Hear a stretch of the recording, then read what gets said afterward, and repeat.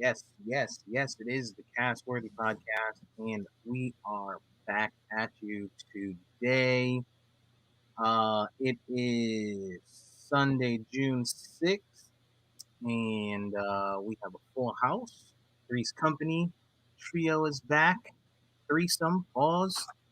We are all here, man. We got the VP Research, who is back with us. EJ, the sophisticated savage, and me. I am Big Steve, aka Last of the Dying Breed, on the Twitter machine. And it's the Castworthy Podcast, man. Where you can find us is just about anywhere where you get podcasts, anywhere you listen to your podcast content. Audio wise, you can find us there. Video wise, you can check us out on YouTube Sundays live, Facebook Live. We drop in every Sunday as well. Uh, and interact with us on social media: Twitter, Facebook, Instagram. Search Castword, the CASTWRTHY podcast, and you will find us. Now that that's out of the way, how are you guys doing? Zone. Zone. What's up, man? What's up, VP? We didn't get to talk to you since. Fuck it, right to it. We didn't get to talk to you since your Heat got eliminated. Swept. Oh yeah, Swept. yeah, man. And you lost your Lebron. Oh my lord. Yeah, he ain't got no dogs in the fight no more. Man. Yeah, the shit was it was bad, man. It was bad. I didn't, I had us coming out of the East, so I definitely didn't see this coming.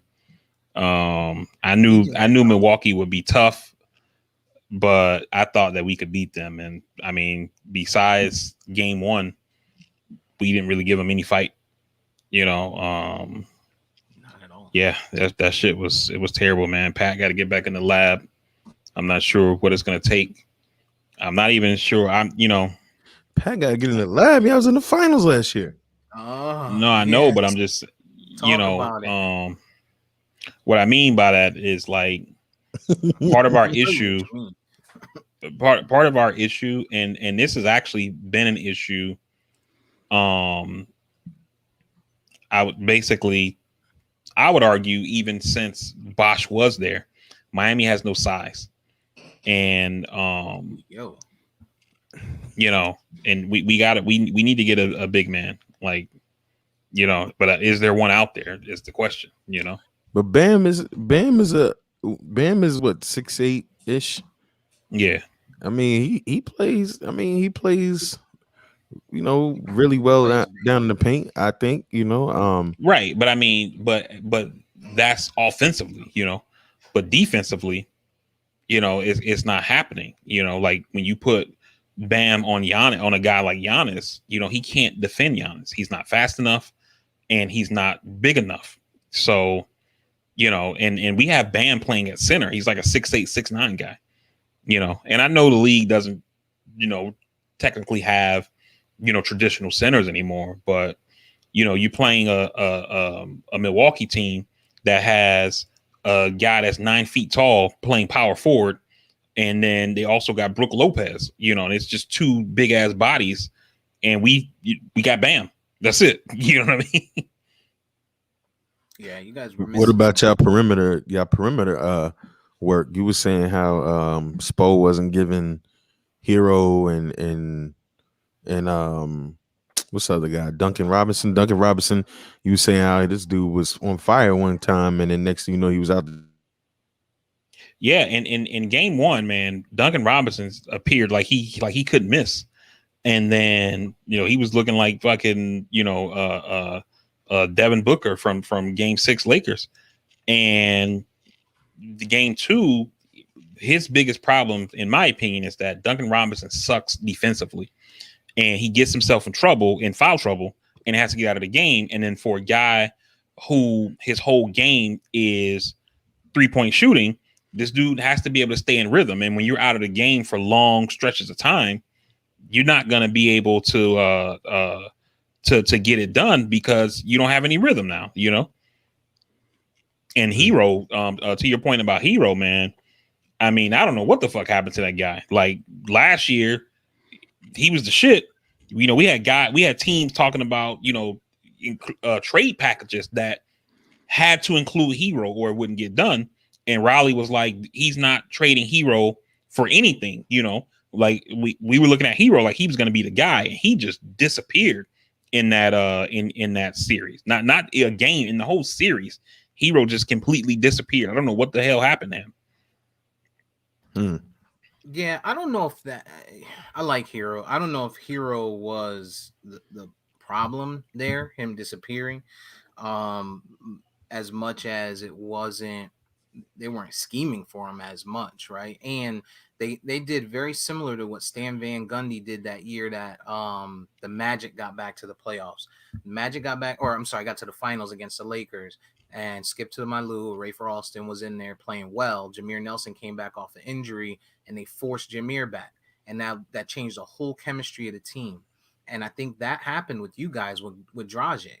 Like Dragic is a good player, very good player, very good point guard.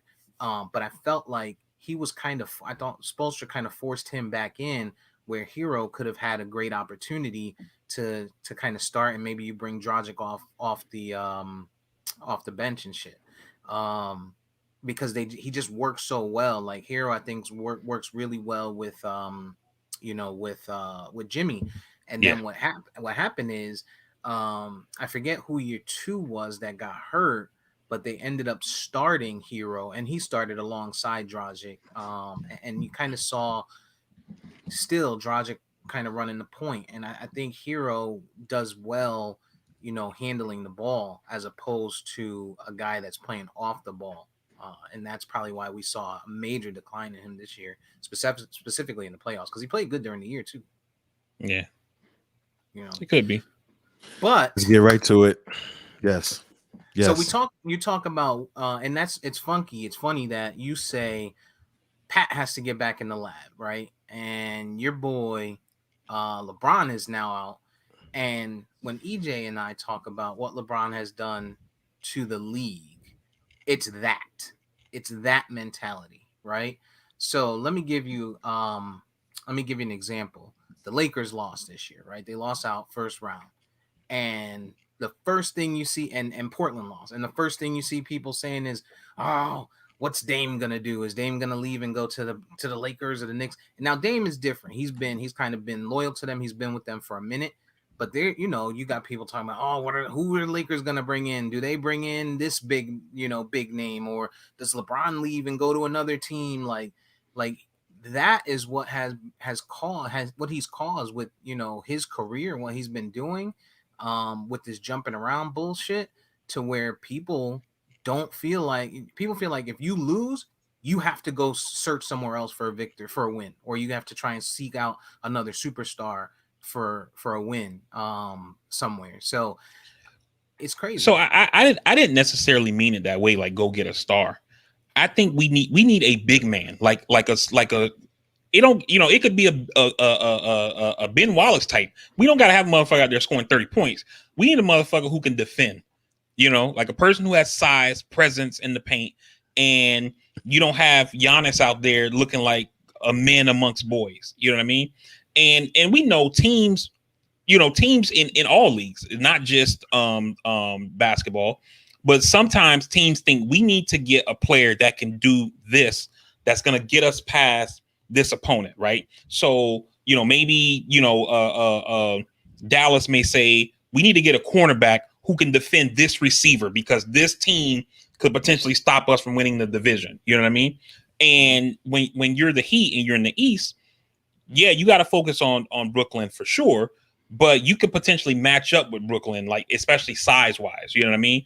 But Giannis this dude's a freak of nature, and we don't have anybody on our roster that can defend him. You know what I mean? Right. And so that's what I meant when I said by get a big man. But I think that your overall point is right though.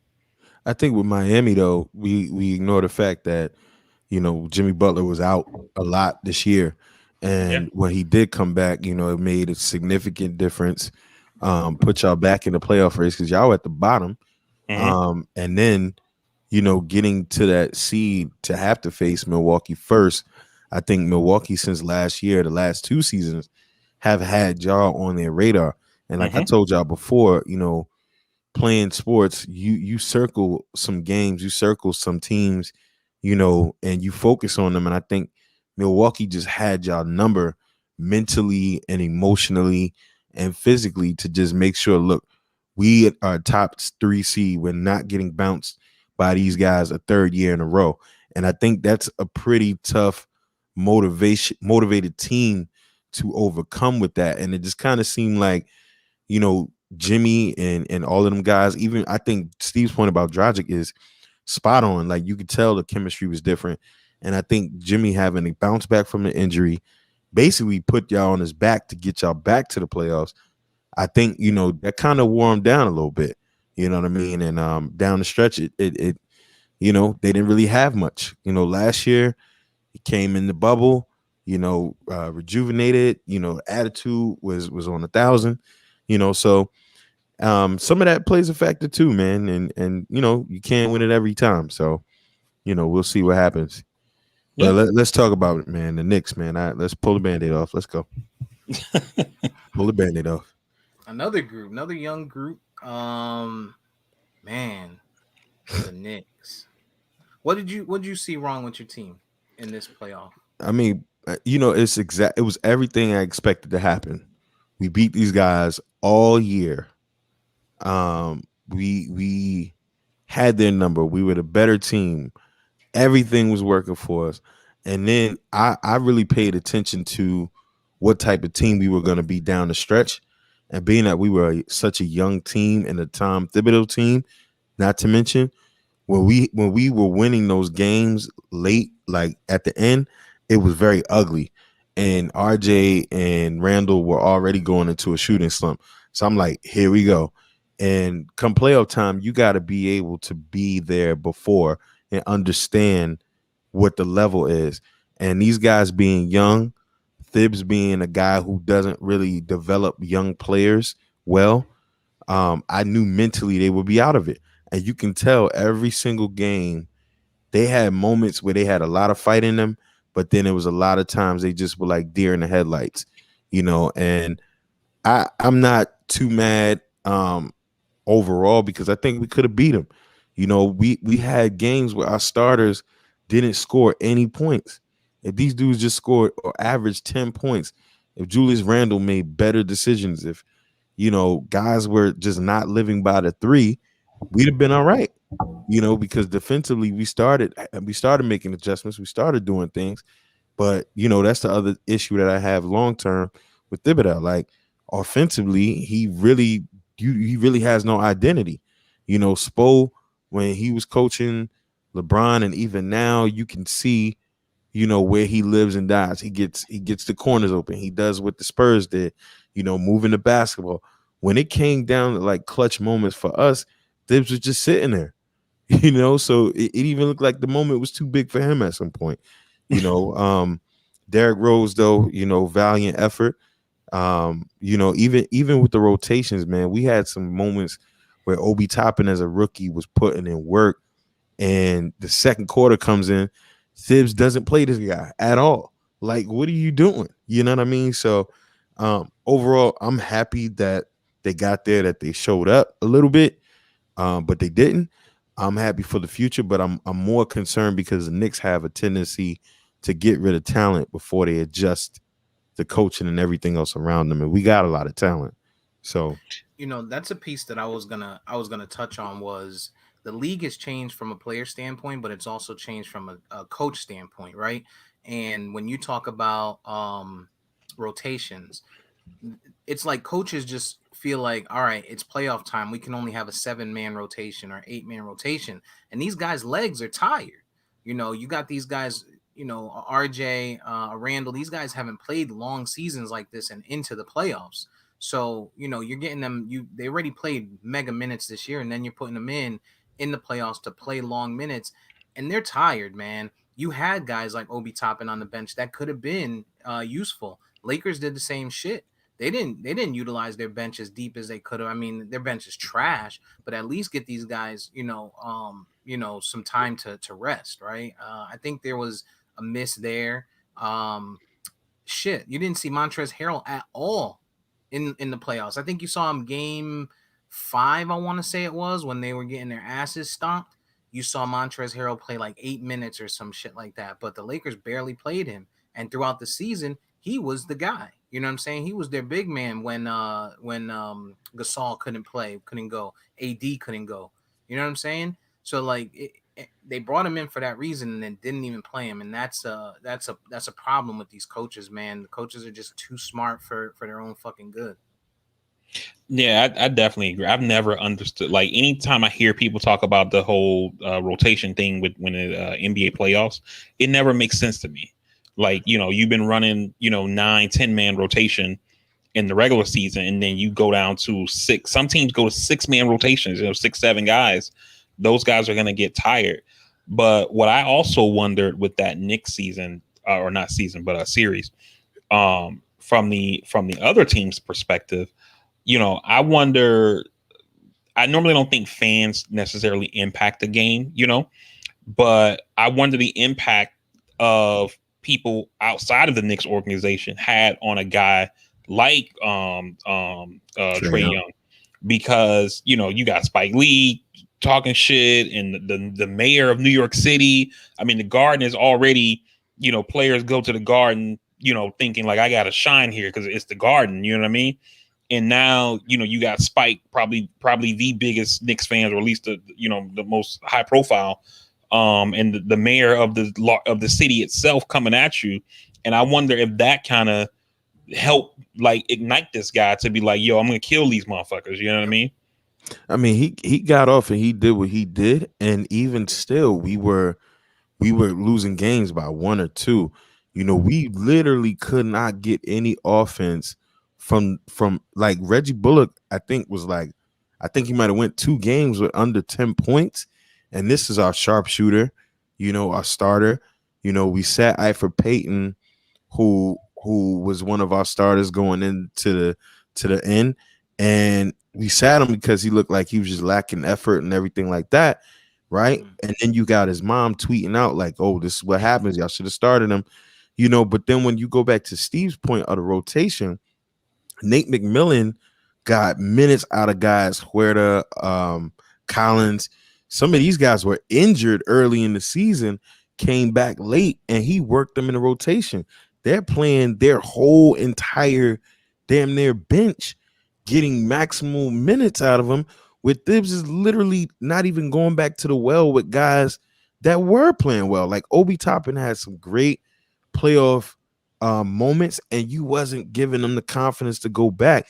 And as a coach, you kind of got to sit a dude like Peyton down to be like, yo, shake that off. We're going to get you right. Get back in there, do what you've been doing all season.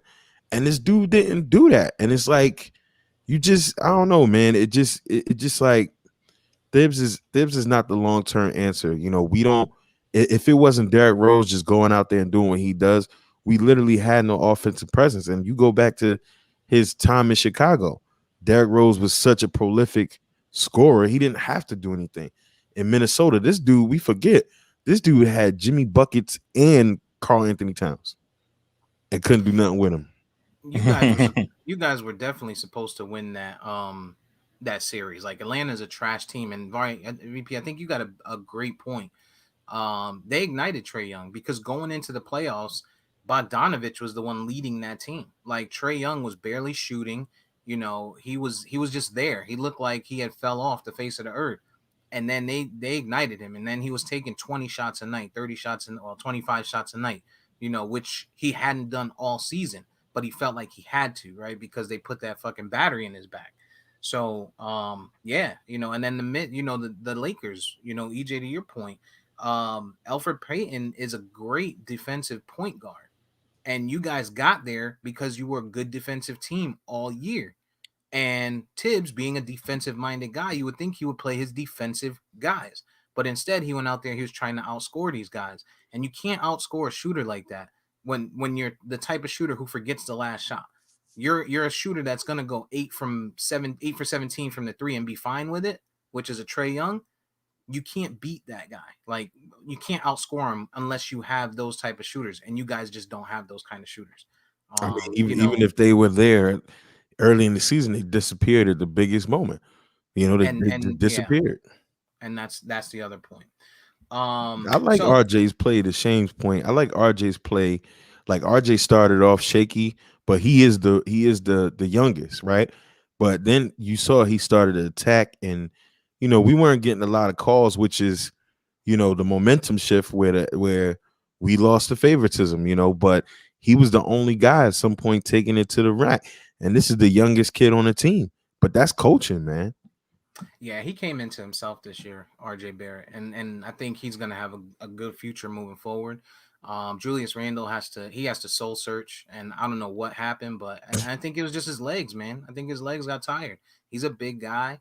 I think his legs got tired in the playoffs. And of course, right, you're in New York, right? You brought them to the playoffs, and now they're blowing your fucking head up. Now you have to live up to this moment. And New York media moment, MSG moment, that's a tough moment for a kid like that, man. And a Randall, that is, He's still young. He only like for sure. 26, I think.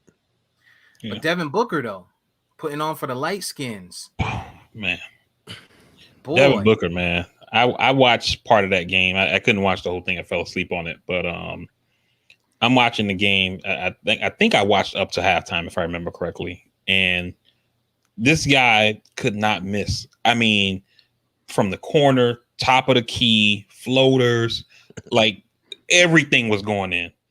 And it reminded me of I remember I saw this post game interview with D Wade, and it was after he had like maybe like 2-3 games he was in a shooting slump, and then this one game he's just like on fire, right?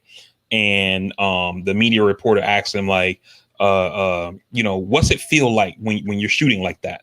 And he was like, man, when you're off, he was like, you look at the rim, that thing looks like it's the size of a Cheerio. He was like, and when you're on, the rim looks as wide as the ocean. And like that's how I felt like watching Devin Booker, because I mean it was like everything he put up was going in, it was crazy. And then not having AD, like as soon as he went out, the Lakers already were doing bad, and then when he went out, it's like you could see like this series is over. Like it didn't even, like they didn't even finish the game at that point. The body language changed, everything just looked like this shit is going downhill. It's just the end result is just a question of how bad is it going to be.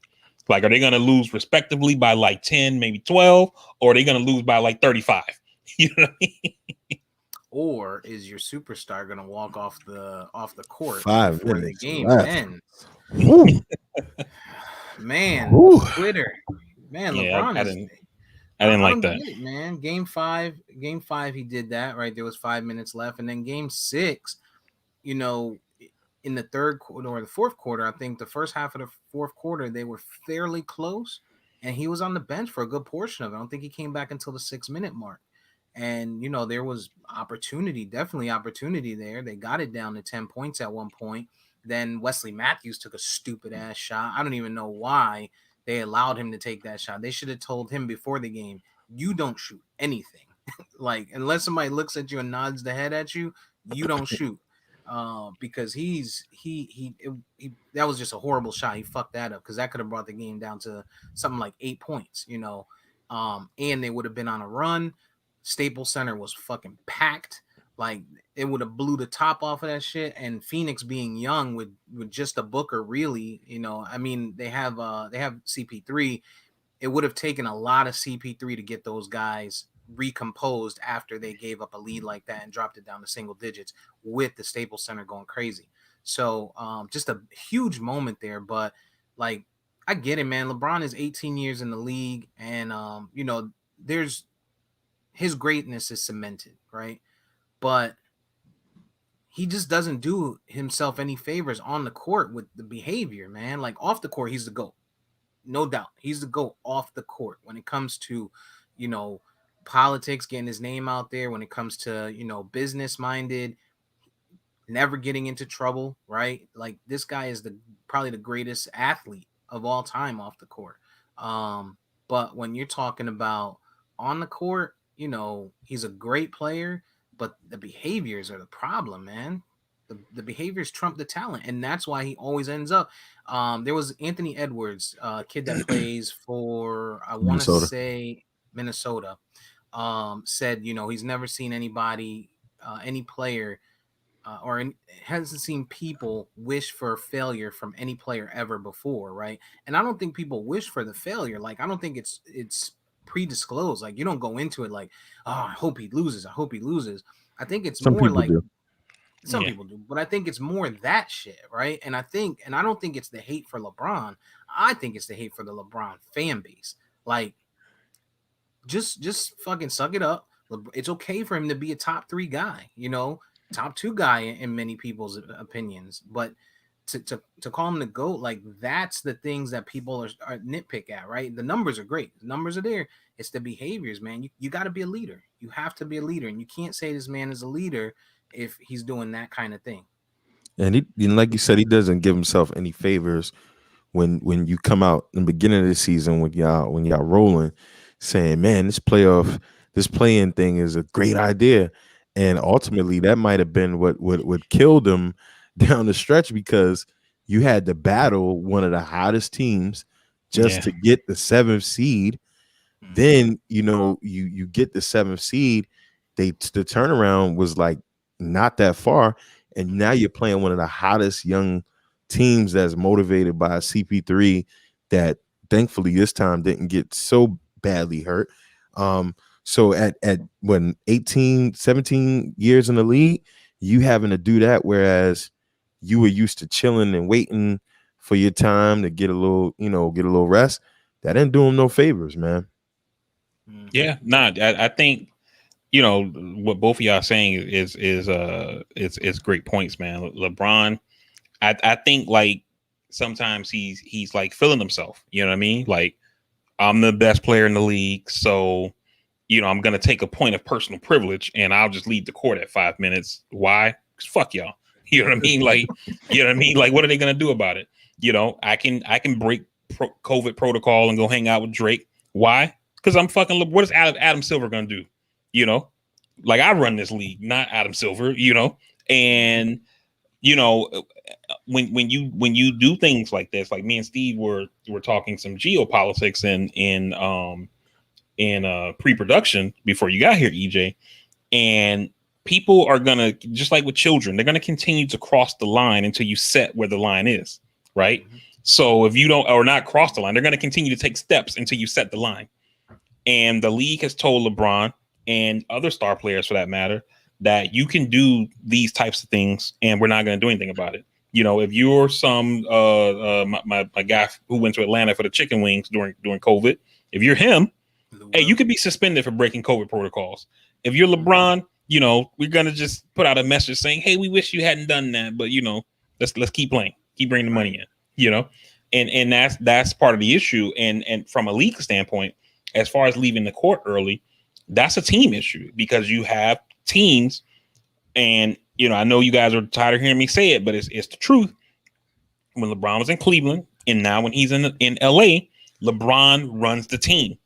It's not the team telling him what to do; it's him running the team. Mm-hmm. And that was one of the reasons why he left Miami, is because when he first got there, he came and told Pat Riley, I think we need to trade Mario Chalmers for, I forget who the guy was. And Pat Riley was like, hey, I run this team.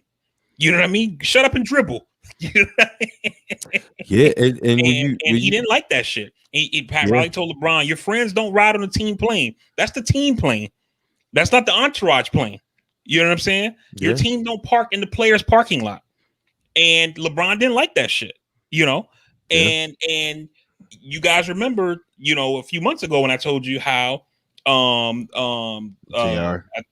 Not JR. I think it was Gilbert Arenas. Gilbert Arenas wanted to join the Lakers coaching staff. He didn't call Frank Vogel or Jeannie Buss. He called LeBron and said, hey, can I join the coaching staff? You know what I'm saying? Like, what the fuck? But this is what you have, and I think we ignore. I think this is what makes LeBron the enigma and the greatest he is, and everything that he's done for basketball for damn near the last 20 years. He's a product of what we hyped him to be. Not saying he's not deserving of it, but this is a guy that we watched unlike any other high school player ever in history. You had Kareem, you had the other guys, you had Jordan, you had all the All-Americans, but this was the first that was right in our living rooms On on ESPN. ESPN, prime Yeah. time, Slam magazines, everything. And he didn't go to college. Now, granted, I don't think you should have to. I think if you come out the gate making 90 mil, what the hell's college gonna do? Right. But in this instance, he's never been in a situation where the coach challenged him and had more control than he did, and he didn't go to college and have that 1 year like a Devin 100% Booker, Miami. like no, I mean, let's be real, Stop. you know, He said even, coach. yeah, He nah, talked not even Spo. Stress. Um, Stop. you know, I'll agree with that. I'll he agree with that. he hasn't had that instance where somebody checked him. You know what I mean? And this is a guy that literally, even if you've only had 1 year or 4 years in college, there's a growth, there's a maturation to that. There's a different element. This guy has literally had the golden road. Granted, his first 18 years of his life, what I mean, probably wasn't so great. So God bless him for being able to have built himself to get the paved road that he did get later, but he really didn't have to be challenged at any point in time. And it's almost, despite his age, there are almost some moments you can see where this was a AAU kid that, while he's a hell of a guy off the court, and I think he's a GOAT off the court as well, there's some instances, I'm just saying, it just looks like his maturity on the court in certain instances just wasn't there. And like, you just know that if you were ever challenged ever in sports to do what the team needs, you don't walk off in 5 minutes left. You just don't do it. It's just not a good look. And don't get me wrong, it sounds crazy even as I say it, because it is LeBron and he is such a student of the game. He is so great. He is what he is. But it's those little moments that, where if you were in a college program at one point in your life, you know that if you're getting blown out by 40, sit your ass on the bench. But Right. again, he's never been told what to do and what not to do. He's had the golden goose other than Miami. You know what I mean? And that I mean, I don't even see why he ever left that organization. You know what I mean? So And not only that, but you talk about that's a lot of LeBron fans were like, oh well, he did that to send a message to the guys, because they were playing like shit, and that's fine. But you can send that message after the game, right? The message that I got, which I could assume that they got, is he quit. You know what I'm saying? And that's an impact that can impact him the next game, and I think it did. When you look at how the next game played out, these guys look like shit. They look like shit. Their shoulders were slumped. LeBron came out slow. So naturally they came out slow. They thought, well, fuck it. If he gave up, we might as well give up. Booker was torching their asses. 22 points in the first quarter. Dude, crazy. Dude, he was out of his fucking mind.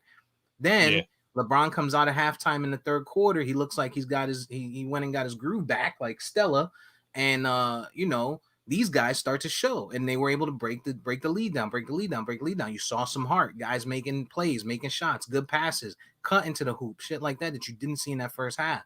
So that game 5 early walk off for him definitely impacted those kids, man. And it sucks because now they don't know their future, right? Because it's up to LeBron whether or not they're going to stay or go. For the most part, the only person he probably has no control over is AD. But anyone else on that squad, if he's like, hey, move this person, they gonna move him. and look at it last year. You had a dude like a Rondo that if he'd have did that, Rondo would have challenged him.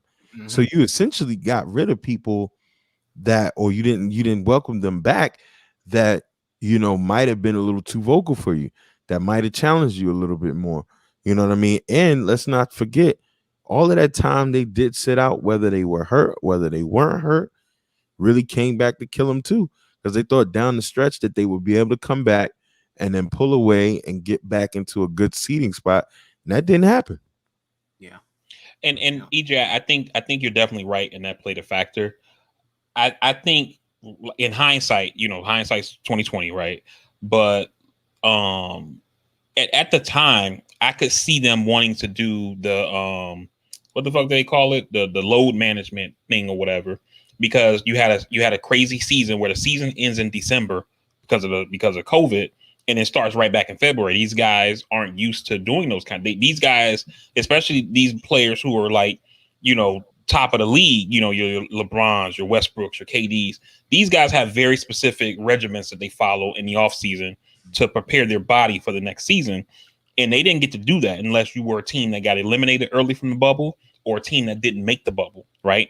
So if you're these teams that made it to the Western and Eastern Conference Finals, and the Lakers and Heat specifically that made it all the way, like those guys essentially got no rest to start the season. So I could see why they would want to load management or load manage. But I think your point is definitely a great one as far as, doing the load management that fucked them in the end, right? Whether they were hurt or not. And to Steve's point, I think that he's absolutely right. Like the guys are looking at that, the guys who are on the bottom of the roster, and they're like, well, shit, if LeBron is not, giving it his all, why should I? Timestamp that. And I said timestamp that. And and so as far as like him sending a message, like you don't send a message to your team on fucking national TV. That shit you do in the locker room. Like, when you're like, yo, what the fuck? I'm LeBron. I'm here at 4 a.m, like practicing. What the fuck are you doing? Like that's where you send the message. You don't go on national TV and just walk out on those guys like that, man. I thought that was fucked up. As much, I'm a fan of LeBron. But that shit was inexcusable to me. If he left the court to go use the bathroom or because he was injured, okay. But like that wasn't the reason. He left the court because he was like, man, these niggas playing like trash. I'm out. But back to the point about the bubble though. We talked about this in January. The players had a chance to fight it. They did. But they chose not to. And even when it came to the All-Star game, they would. It's inconsistent. One time they like, nah, we not doing that. Then next thing you know, all right, we back in there. So it all came full circle. And I don't think that these guys. I don't think that LeBron, who the league follows, the tone of LeBron. I don't know that he was really thinking this all the way through, and it came down the stretch, man. You're tired, AD's hurt. It was a bad look, and I think you guys are spot on, especially for when he walking out being LeBron. Who's going to say something to him? There's nobody on that roster that probably was going to say anything to him. Maybe Harold, and he wasn't even playing. So there's nobody in the organization that's going to say anything. Not the roster, the coaching. LeBron's hiring coaches. He's telling the ownership who to trade. You know what I mean? And so, what are they going to say to this guy when he walks out? I mean, if you're anybody except Jeannie Buss, you might be out the door if you say some shit to LeBron. You know what I'm saying? So, like, what the fuck is Frank Vogel going to say? Right. Who has no business being there. You know what I mean? Like, I mean, you think about back in the day when Jason Kidd got the coach of the Nets fired when he was with the Nets because he didn't like the coach. So Jason Kidd is not LeBron. That's a whole nother level of star. So what the fuck is Frank Vogel gonna say? Yeah, who don't even belong there? Exactly. Indeed. So we have the tie-up of the first round is tonight. The Clippers versus Dallas in their game 7.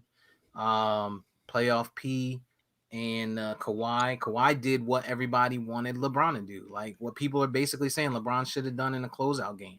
If the Clippers don't show up in game 6, really Kawhi put up 45, then they probably would have lost that game, right? And now we got a game 7, and you expect stars to be stars, man. And Luka's looking like something different, man. But just to get into it real quick, we'll talk about those and then talk about the second round, what you guys got for picks. What do you guys think is going to go on tonight? You got the Clippers or Dallas taking game 7 this evening? It's in LA, so there's that. And real quick, Steve, before I touch on that point that you just made about Kawhi, game 6, right? Remember LeBron, game 6, Miami against Boston, played the whole game, was like no smiling. He was straight killer mode that night, right? Put up like 45 points. You know what I mean? But to EJ's point about his body and shit like that, game 6, this playoffs, you don't got the juice. You know what I'm saying? Yeah, it's also so that, 7 years later or some shit like that. no, 4 or no, 5 no years doubt, later. no doubt. You know what I mean? But still, like you Yeah, expect. he ain't got it. He ain't got the legs. Yeah, he's So old. He's Yeah, old. I hope relatively. I'm a little conflicted with LA, man. I want the Clippers to make it out the second round. I mean the first round. I like watching Luka play basketball. I don't know how good they'll be the next round versus whoever else they would have to play. Speaking for Utah. both teams, yeah, well, yeah. I don't know. I don't know how good they're gonna be either way. Part of me wants Kawhi to lose so that he can start talking about he want to leave. So selfish me would love to see that. I would love to see Luka have a hell of a game and ball out and win. I'm gonna go with Luka, man. I'm gonna go with Dallas. I'm going Dallas as well. That kid is nice, and this Clippers team is dysfunctional, man. You don't know what you're gonna get. Are you getting playoff P? Or are you gonna get Kawhi? Being the Kawhi we had in San Antonio. So I don't know. So I think I would rather see the young kid who's coming out of nowhere kind of go on and kind of put his mark on this playoffs. Being a new kind of, well, not new, but like being one of the most recent like star players to kind of come up. So I got Dallas as well. Yeah, this Clippers team, right? When with Kawhi is like if you opened up the Maruchan cup of noodle type of thing, right? And you didn't have the spice package, so you just throw a little salt and pepper in there. And so let me get to the point. My bad. Right? It still tastes good, right? You throw a little adobo, a little salt and pepper, but it don't taste the same as if you would have had the package that was designed for those noodles, right? And that's what I think happened with Paul Pierce. You threw Paul Pierce in there because fuck it, that's your salt and pepper because you needed a guy, and Kawhi needed a guy, and that was a guy that was willing to come. And he's the salt and pepper. He's not the spice packet that you needed. So I just don't think these guys mix well. I think that's what's happening with the Clippers. They're great talent, but I don't know if they have enough to get it, especially with the teams that are left going into Utah. With Utah having the home court, and then still Denver, who's my pick to get out. Even if they got past Utah, I think they see Denver because I think Denver gets Phoenix, probably in 7. But I just don't think they have it. I do think they're gonna win tonight. I think they're gonna beat Dallas because I don't know if Dallas is deep enough. Luka, he can do but so much. If Porzingis doesn't start to show up, that's the problem, right? In the regular season, Porzingis was showing up, going 28-13, 28-15 when he wasn't injured. Now you're getting 11-7 out of this guy in the playoffs. That's a huge problem. Tim Hardaway Jr., another one, right? He's showing up, but he's not enough, man. When you got Kawhi, when he is rolling, when that guy's rolling, man, on offense and defense, he looks like the best player in the league, and it looks like it's not even close. So that's a tough team to beat. And Paul George, man, that guy is just a waste of money. He's been paid so much money, man. God. But I think the Clippers get there. And then just kind of looking at the next round, we'll go through it and then we'll talk about Brooklyn last night. I got Utah beating whoever it is, the Clippers or Dallas. Then you got Denver and Phoenix. I got Denver coming out of there. And I think, like it was mentioned in the chat, the Sixers are going to take out Atlanta as expected. But the Brooklyn-Milwaukee series a little different, with James Harden going down last night. So who you guys got in those 3, and tell me what you feel about Brooklyn and Milwaukee without Harden potentially. Sorry. No, go ahead. Okay. I thought initially I had Brooklyn winning that series, and I thought that they would win it fairly easily. Not necessarily a sweep, but I didn't see it really going past 6 games. And I really if I had to like gun to my head, I would say 5 games Brooklyn, 6 maybe it's possible Milwaukee can force 6. Right, Mhm. with Harden going down, that changes the calculation, and I think that if he's going to be out for the series or out for most of it, I think Milwaukee could potentially get this series.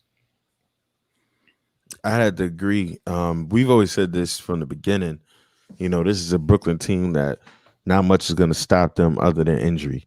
And, James Harden not being there, he's a complete difference maker. I don't know that Kyrie and KD have enough to do it because without the support of Joe Harris last night, a couple other guys, James off the bench, they would have lost last night.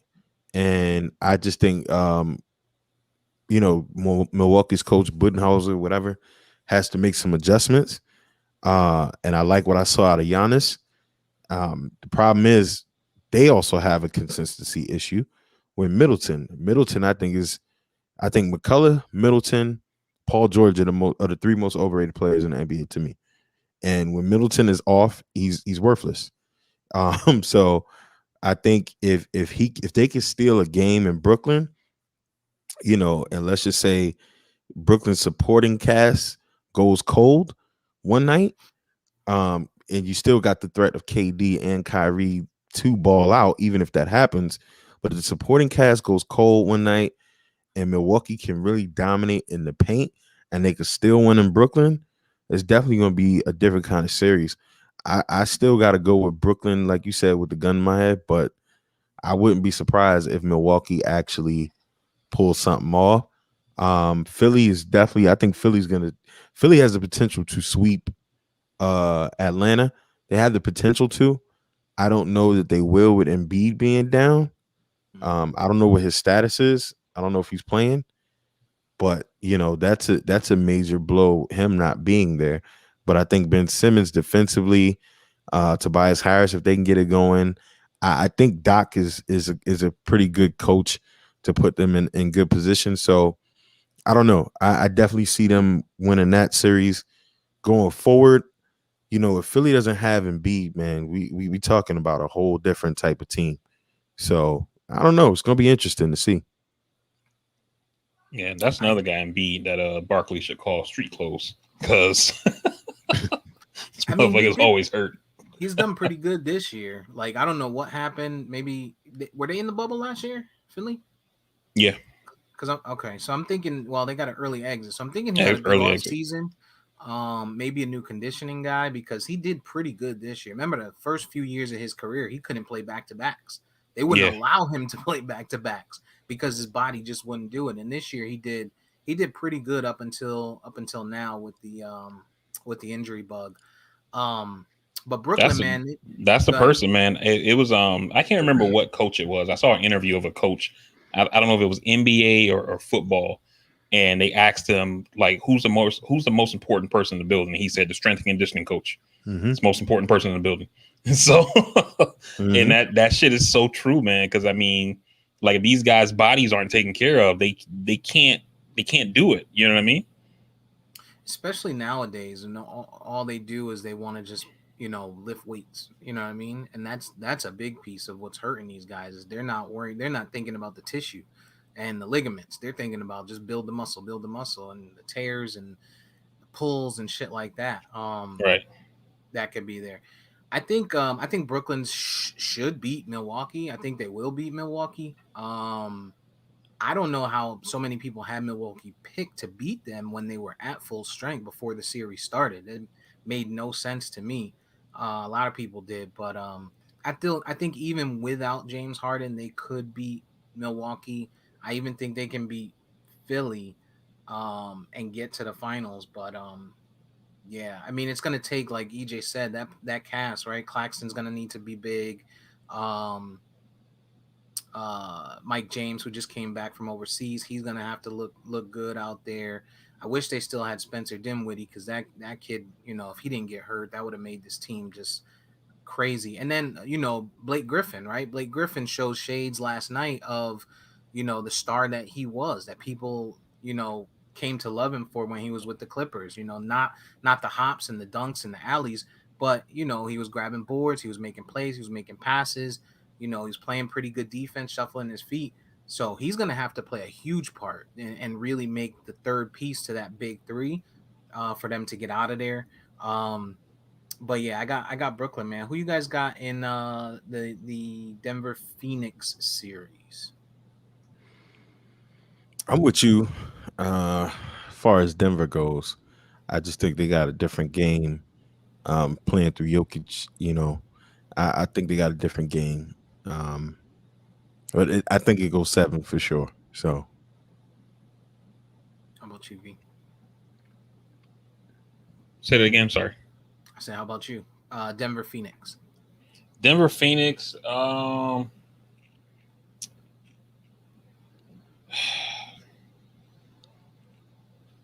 think Phoenix wins that series. That's a bold pick. I think they can. I'm Yeah. on I'm on Denver. Denver's my pick to win the West and potentially win it all if there's no James Harden. If there's James Harden, then I think Brooklyn wins it all. And then for the Really? U, yeah, I got I don't know. Brooklyn. I kind of feel like the winner of this Brooklyn Milwaukee series is kind of theirs to lose. You know, I think whoever wins that series, but it's pretty much gonna be the champion this year. I could see Philly putting up a fight a bit, and I think because that series goes 7, actually Denver Utah could be a good conference finals too, man. But I just think Jokic. I mean, that guy is just something different, man. He's just different. yeah, I think Philly goes as far as Embiid goes.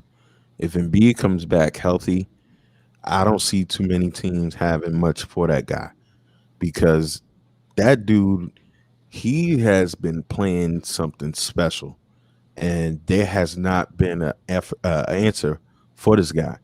I don't think if Embiid is fully healthy, I don't think anybody in the East can stop them. I think that's where a great West matchup will come from because Utah, you got Rudy, and then you got Jokic out in Denver. So, which they didn't really get to face off a lot against each other this year because he sat some games when they played them. But yeah, I think Embiid is the dark horse for me. Yeah, he's got to stay healthy, man. Because Ben Simmons ain't doing it. Ben Simmons is just too inconsistent. When he's on playing defense, he's a great defender. When he's making passes, going to the hole, he looks great. He looks like poor man's LeBron when he's on. But when he's off, oh Light my, skin LeBron, light skin like LeBron. no frills. But when he's off, man, he's like he looks like shit, like straight shit with feet. He's like terrible, man. He's terrible. He'll give you 3 points. You can't be a superstar and give me 3 points, in a game. And next game you give me 17, 10, and 7. You know what I'm saying? Like that's not superstar caliber, but he's got to show up. Do you Yeah. guys think Sometimes I either? wonder. Go ahead. Sometimes I wonder what Ben Simmons is doing in the offseason. Like, how like a lot of these guys will go and say, like, in the offseason, I want to develop my post up, or I want to develop the 3-point shot or whatever, maybe I'm shooting, 8-foot jumpers. I want to get it out to 12 or something like that, and it don't seem like he's doing that. Like, it seems like he's pretty much the same guy each year, where there's no like new facet to the game. And that's how some of these guys who are like those top guys, when we think about the KDs, the LeBrons, the Westbrooks, got like those guys go in the offseason and say, I'm going to put another tool in the tool belt, and, so that way when you come back to guard, though, like, like I'm pretty sure we've all heard it watching a LeBron game when the commentator will say, how is he better than last year? Mm-hmm. It don't seem like Ben Simmons is doing that. It seems like, he's like, all right, just try again next year. Yeah. I think Ben Simmons goes and plays pickups in the offseason and just plays the same game he plays in the NBA. He don't work with nobody, don't call no stars. Do you guys think the Clippers or Dallas can beat Utah? Negative. Negative. Negative. Spider Mitchell, and I will continue to say this, Phil Jackson, wherever you are, I hope you never work in NBA again. I hope you never work anywhere again. um, for drafting Frank Ntilikina over Spider Mitchell. Spider Mitchell is just different, man, and now he's back. He's healthy. Him and Rudy. Rudy's been giving you more offense and not just defense, and they play their game.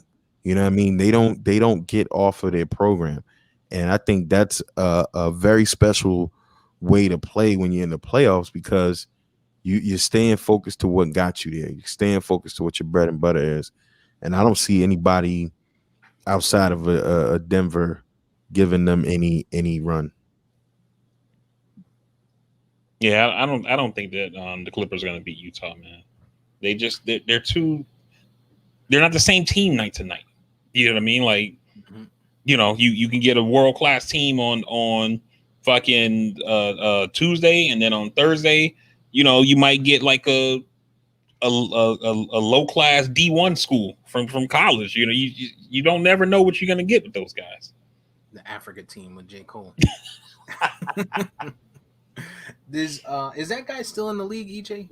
Nicolina? Yeah, he's on the bench. I mean, another guy that even though he's had his ups and downs, and he's definitely not worth that pick that we had. Definitely not taking Spider Mitchell, which whatever. He played down the stretch. He played defense. He got minutes. He was on guys like Trey Young, and I don't think he had more than 5 minutes, if at all, in the playoffs.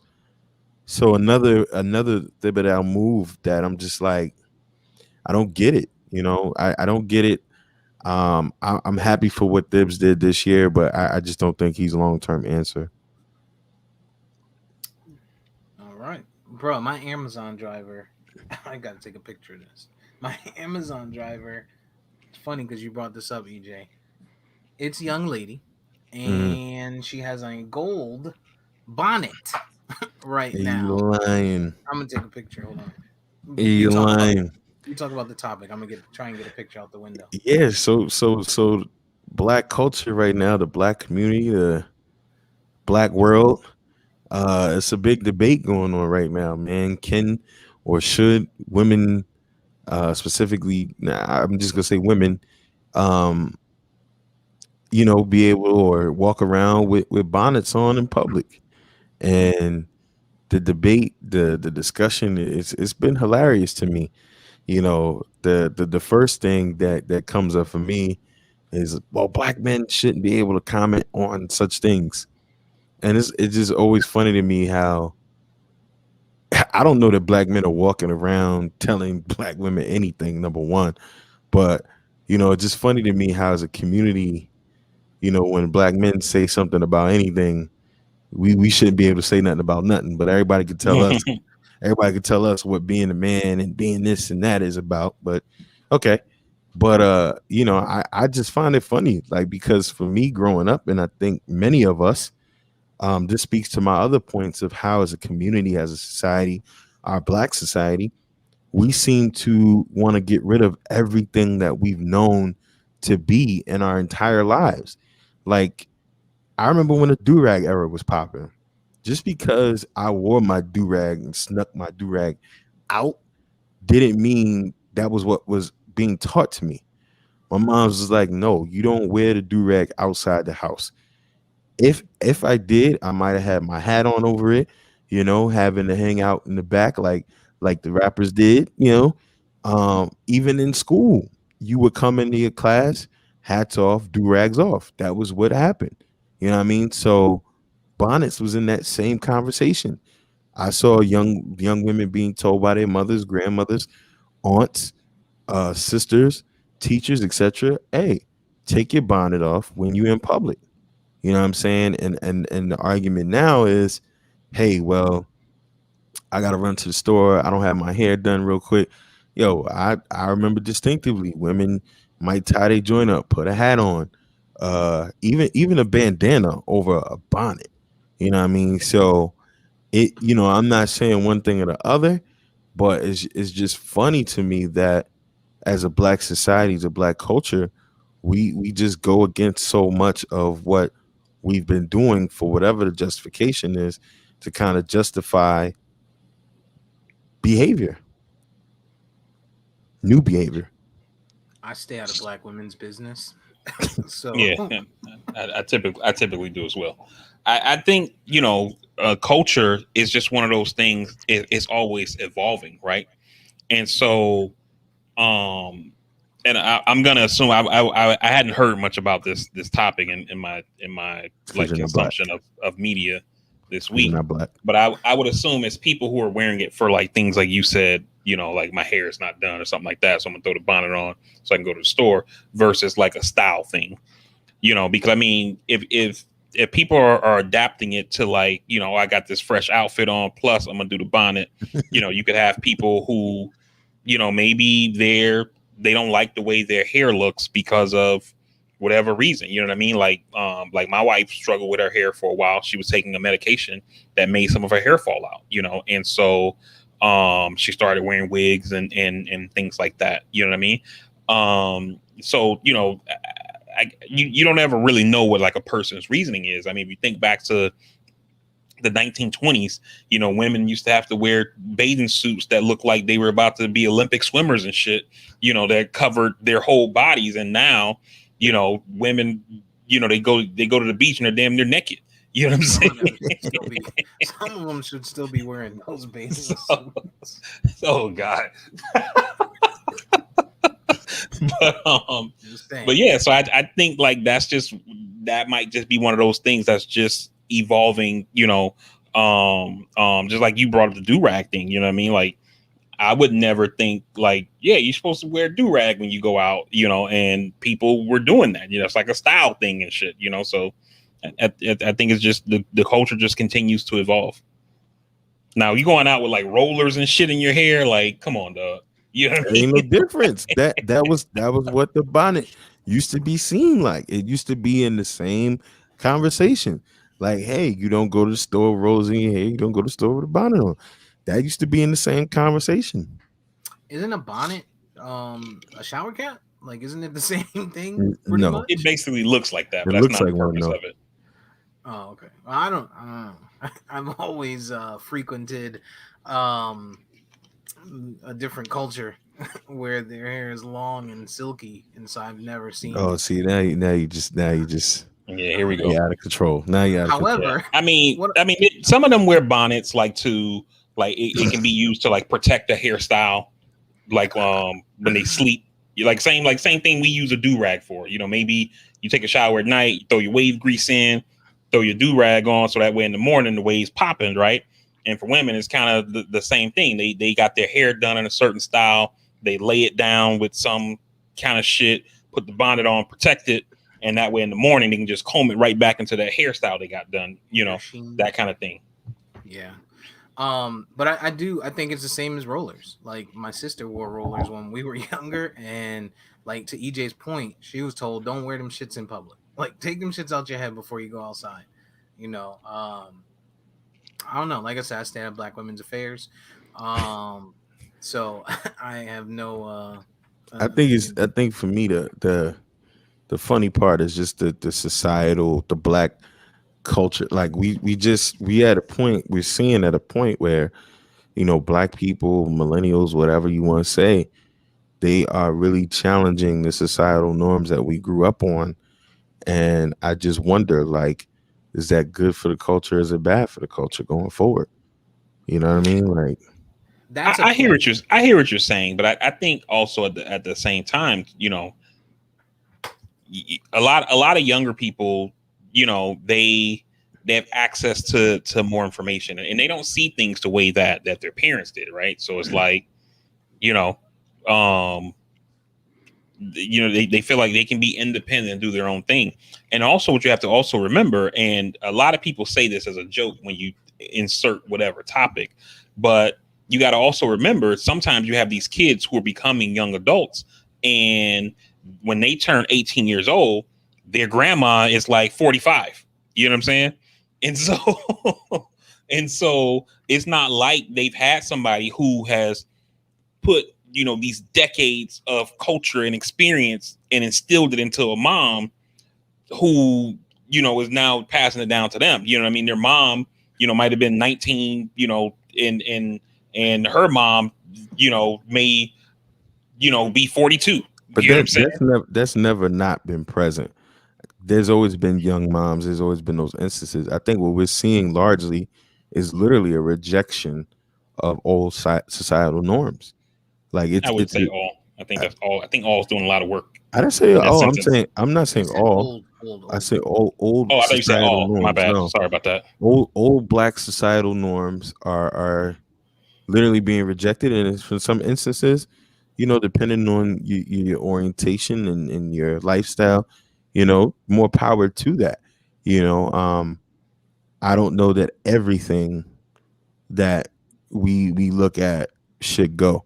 You know what I mean? Like disciplining children to hey, spankings and all that kind of stuff. Because I had a conversation about that too, about cats not getting spankings and they're running around wilding. I don't know.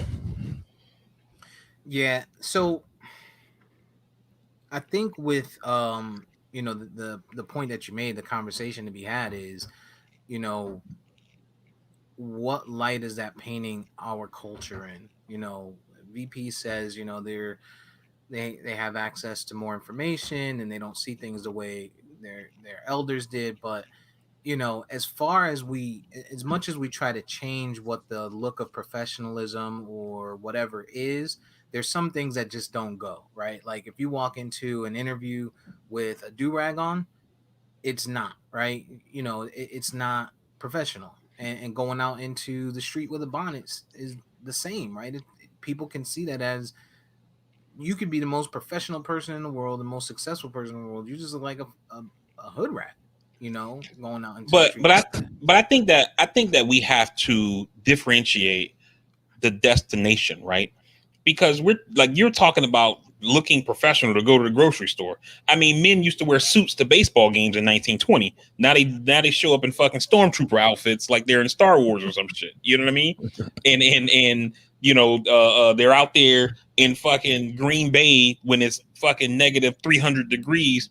With no shirt on, showing their big ass gut and shit. Like so it's one thing to show up in the workplace and not look professional or button up or whatever versus the grocery store. You know what I mean? And then No, I'm also too, and also from I hate saying this term, but it's only the one thing I can think of to come to my head. But from from a woman's perspective, which I can't give I'm not a woman, but maybe you have some women who project themselves a certain way to receive certain behavior, right? And so maybe a woman is thinking, I'm going to go to the store and I don't want to be approached. Right. And so I'm going to go out with this bonnet on because motherfuckers might be like, damn, and they might not try to holler at her and shit like that. So the same way, like, I'm pretty sure we all know women, whether in the workplace or our own personal circles, who wear wedding rings who aren't married to make dudes think like, yo, I'm off the market. You know what I'm saying? And so it could be a deterrent kind of thing, No, my point wasn't that they would be wearing it into a professional atmosphere. My point was the change, right? The change in the views of how things are looked at, right? We've changed how people perceive a professional look in the workplace. Before, if you came in with tattoos, that was frowned upon. Now you can wear tattoos, right? You got guys like Jay-Z, extreme professional, extreme successful guy who's wearing his hair like these dudes in Miami, and you might start to see Hey. you might in Opalaka, you might start to see the change in dynamic in the professional workplace where people are like, all right, that's not horrible, that's just their hair, that's a natural look for them. We're seeing black women start to be able to wear their natural hair and it be in afros or nappy shit or whatever the fuck, like just the way men too, right? Nappy hair, we got these fucking twists. It's changed. Like to the past, you would have had to keep your hair, to be accepted. It had to be clean cut, short, like EJ's or yours or mine, right? So we have seen a change there. I don't think we've gotten to that point, and I don't think bonnets fit into it. Is kind of my point. Like, and No, I think I get what you're saying, but I think also if we're gonna have a country that's a multicultural country, right? Because it's something that politicians say, which is very true. there's no other country in the world like the United States, right? Where we allow people to immigrate into this country from other countries, other cultures, and they're allowed to bring their culture with them. You know, we have hyphenated Americanism, you know what I mean? Where people are, Puerto Rican American, Cuban American, Haitian American, Jamaican American, et cetera, et cetera, et cetera, right? And so these people bring those cultural norms into our society, and sometimes the society pushes back and says, well, you can't do XYZ, to your point about like hair, and you've had a lot of people who are from, African countries who've immigrated into the United States, and people who are from the Caribbean and things like that, who like, this is my natural hair. And it's why, if you go to a place like New York, you see NYPD officers wearing like the ones who are like Sikhs, for example, wearing the traditional head wrap. You see some of the NYPD officers who are Arab Americans, wearing full beards and things like that. And even when I was in the military, like just females with braided hair, it was a problem. And now they've gotten rid of that, and they allow women to wear their hair braided versus having to put it in a bun and things like that. So it's just one of those things to where the culture just continues to shift because we're in this country are a big melting pot. But I think that's a different spectrum in the sense of, you're talking religion, you're talking, just my natural hair, versus where I'm talking about in our Black community. These were things that at one point were a no. You know what I mean? And for those of us that had elders, and I'm not saying they can or they can't, do what you do. It raises the bigger question to me, like, have we become such a society where we do reject the things of our elders so much so that it just is what it is? And it's like people justifying it to say, well, I'm just gonna do what I want to do. Let me do what I want to do. I'm gonna get off, and that's cool. But we're also in a society or in a world where you can't do everything you want to do, and everything you want to do ain't always the best thing. But it's just funny because, like I said, growing up, you would go into the high school, you would go anywhere, and they tell you, take your hat off, take your do-rag off. My mom's was like, nah. And I think some of that too, people were like, well, yeah, white society frowns upon it, so why should we cave into that and all of that? And I don't know. Maybe some of that is to play, that our elders did it to not appease white society, but understanding that white society is already gunning for us. Let's not make it easier. So maybe some of that is that, and maybe it is some liberation to it, in a certain way. I don't know. And I brought this point up a couple of casts ago, and you agree with it, EJ. And I think that point that you just made is an excellent one, where Black people have to live in this duality, right? Where we're one way with each other, and then sometimes we're a different way in public, right? And because you don't want to go out there and be looked at as like that guy, you know what I mean? Because we have to represent not only ourselves, we have to represent our race, right? And so it could have been one of those things to where, where moms telling, hey, you don't go out in rollers or your bonnet or this or that, because you don't want people to look at you a certain kind of way. I mean, some of us, likely in the naming of our children thought about, I'm not going to name my kids something traditional because, or not traditional, but like non-traditional, because when they submit that resume, I don't want them to get looked over, you know what I mean? Because I named them something cultural, versus naming them John or Jonathan or Tyler or some shit like that. You know what I mean? Mm-hmm. And it's something that us as Black people have had to live with and continue to live with. And you could have people who are in 2021 where everybody is supposed to be accepted and, for who you are, for what you are, et cetera, et cetera. You could have people saying, yeah, I don't want to do that shit no more. I'm going to do me. And if you have a problem with it, that's your fucking problem.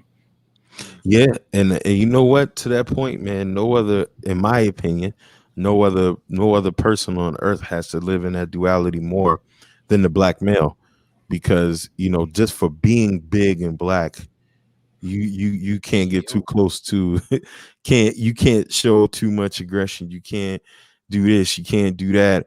Oh, you're hostile if you speak with passion, or you know what I mean. So I definitely get it. And I guess, hey, in return, listen, man, if you don't want nobody saying nothing about your bonnet, don't say nothing to that dude with his pants down his ass. I guess. Um. I hope that So never becomes acceptable.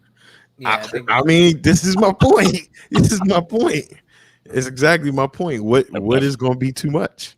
Yeah, I'm not a fan of it. I think we've dabbled in female business long enough. We kept the general. You just don't like black people. Yeah.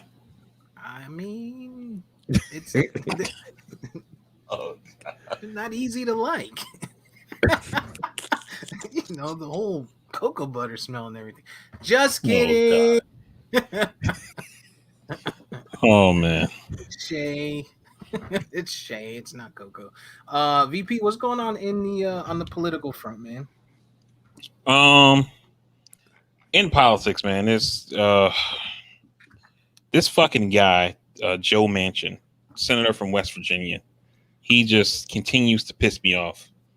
And he wrote an article this week, or actually, I think it came out this morning, where he says, quote, "I believe that partisan voting legislation will destroy the already weakening binds of our democracy, and for that reason, I will vote against the For the People Act. Furthermore, I will not vote to weaken or eliminate the filibuster." And so, what the For the People Act is that the House Democrats passed what was called HR1, House Resolution 1. And so normally HR1, anytime, regardless of Republican Democrats, that's usually like the thing they want, that they care about the most. High priority. And so it's high priority. It doesn't pass. It's not the first bill they pass, but it gets titled HR1. And then when they pass it, it's their highest priority thing. It was voting rights legislation. And a lot of these bills that we've seen that are getting passed in these different states, like here in Florida, Georgia, and throughout the country, where Republicans are just in an all-out assault on voting rights and making it harder to vote in this country.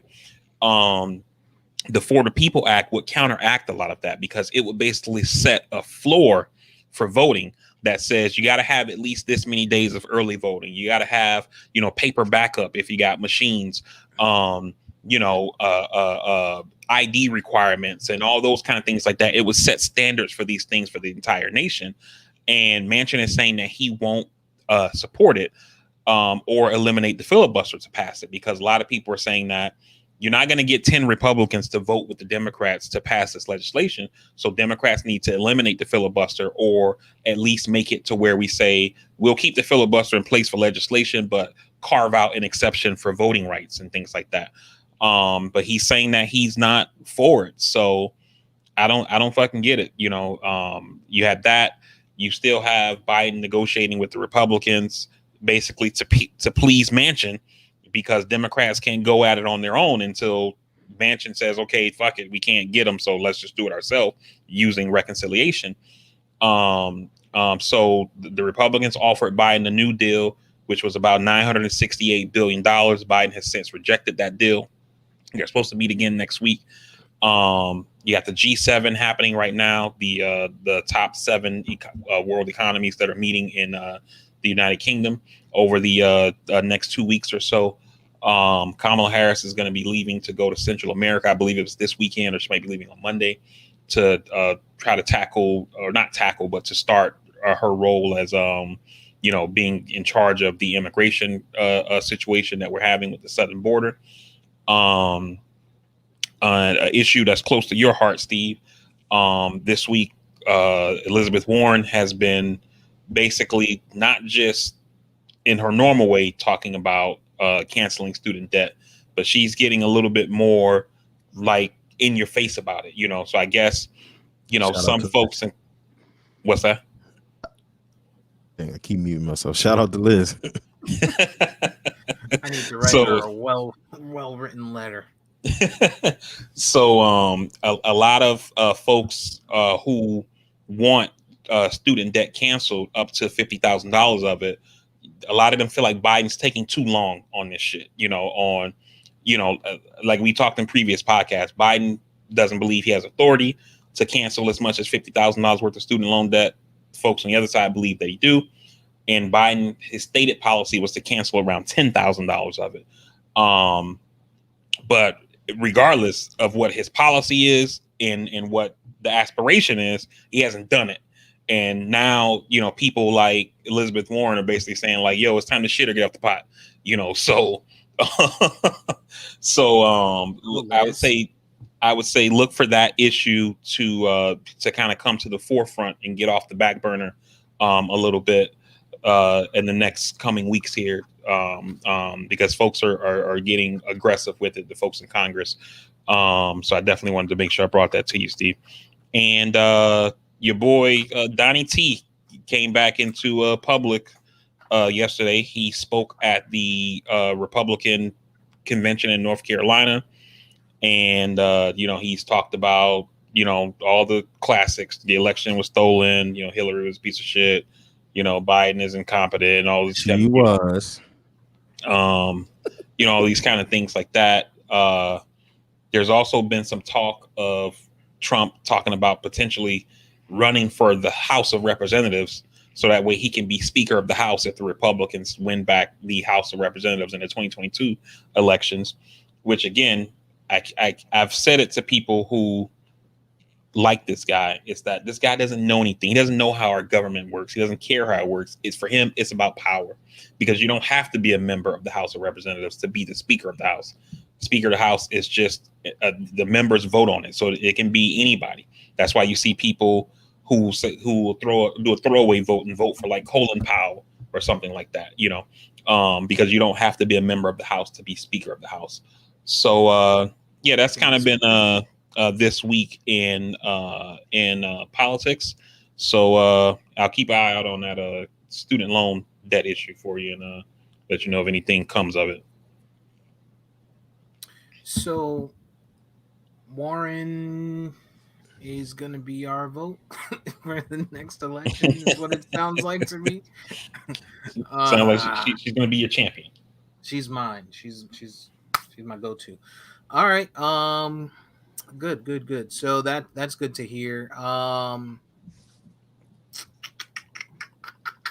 So you guys had anything going on in your life this week? Ashton started school this week. Yeah. So that's a thing. How did he finish off the week? How did he finish off the week? Yeah, pre-K. No, he finished it off strong, especially Friday. Friday was a light class, I think, because it's summer school type of thing, kind of like a summer. I would say you need to get ready, though. For? Huh? For what?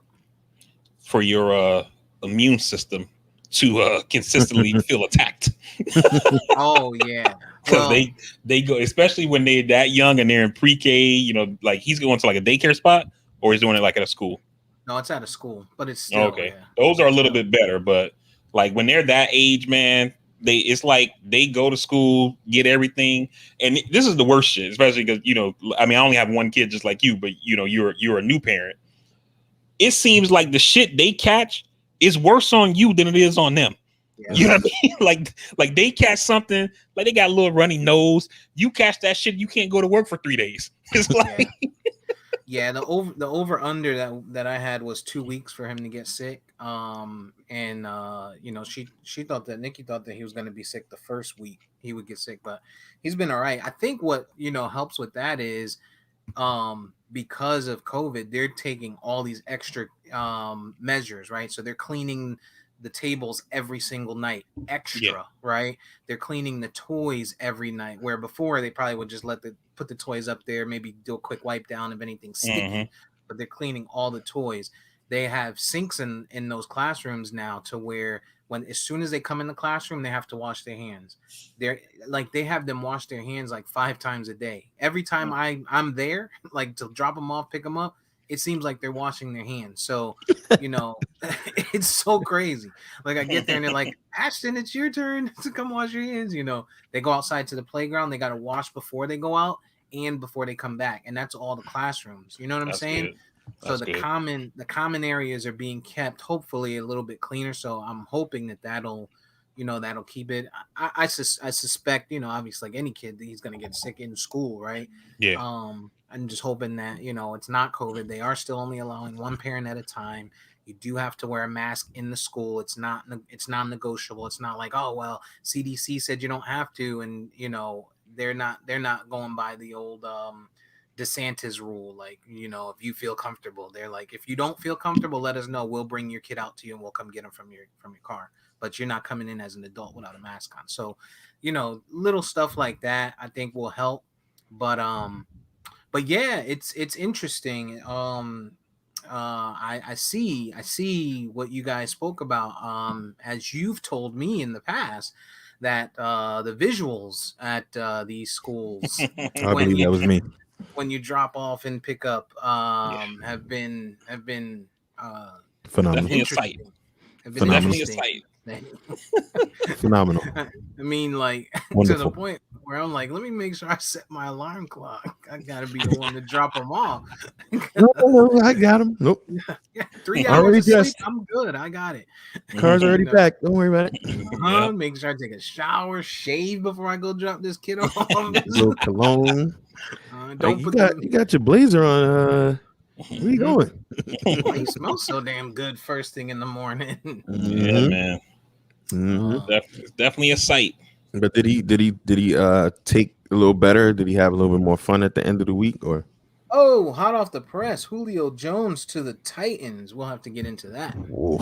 Oh, okay, okay. Oof. Nah, they usually Oof. do, EJ. They usually do like um so for my kid, he started pre-K at a school like how Steve kid's doing, and for us it was just because back then TJ was on the autism spectrum, and so they wanted to get him in a classroom setting to help him adapt like earlier, just because kids with autism they have trouble with change. And I remember the first day we took him, we both dropped him off. Obviously it's before COVID was a thing, and we're in the cafeteria and he's good, right? And then the teacher comes over and we meet her, and she introduces herself, talks to us about like how she runs the classroom and things like that. And then she talked to us a little bit about her experience working with kids who were on the autism spectrum and things like that. And so when it was time, like TJ's cool, now it's time to go. And I mean, this dude just starts flipping the fuck out, and the teacher's like, we're like, TJ, the teacher's like, I got him. She's like, don't worry, it's all good, and he's just crying, going crazy, and Aaron's like, she's a mom, she's feeling bad, she's about to cry because he's crying and shit. And then like the next day we go to take him, and she's like, okay, TJ, it's time to go. He's like, bye, mom. He just hauls ass. So kids are so resilient, man. They adapt very, very quickly to shit like that, especially with other kids. You know what I mean? So Mm-hmm. Yeah, he's so he did good at the end. I mean, he did good ever since day one. He never really cried from the time that we dropped him off. He was like whatever. He walked in, and I think Ashton likes women, right? Um, so with that, when he sees a woman, he kind of trusts them. And so he has three women teachers in his classroom.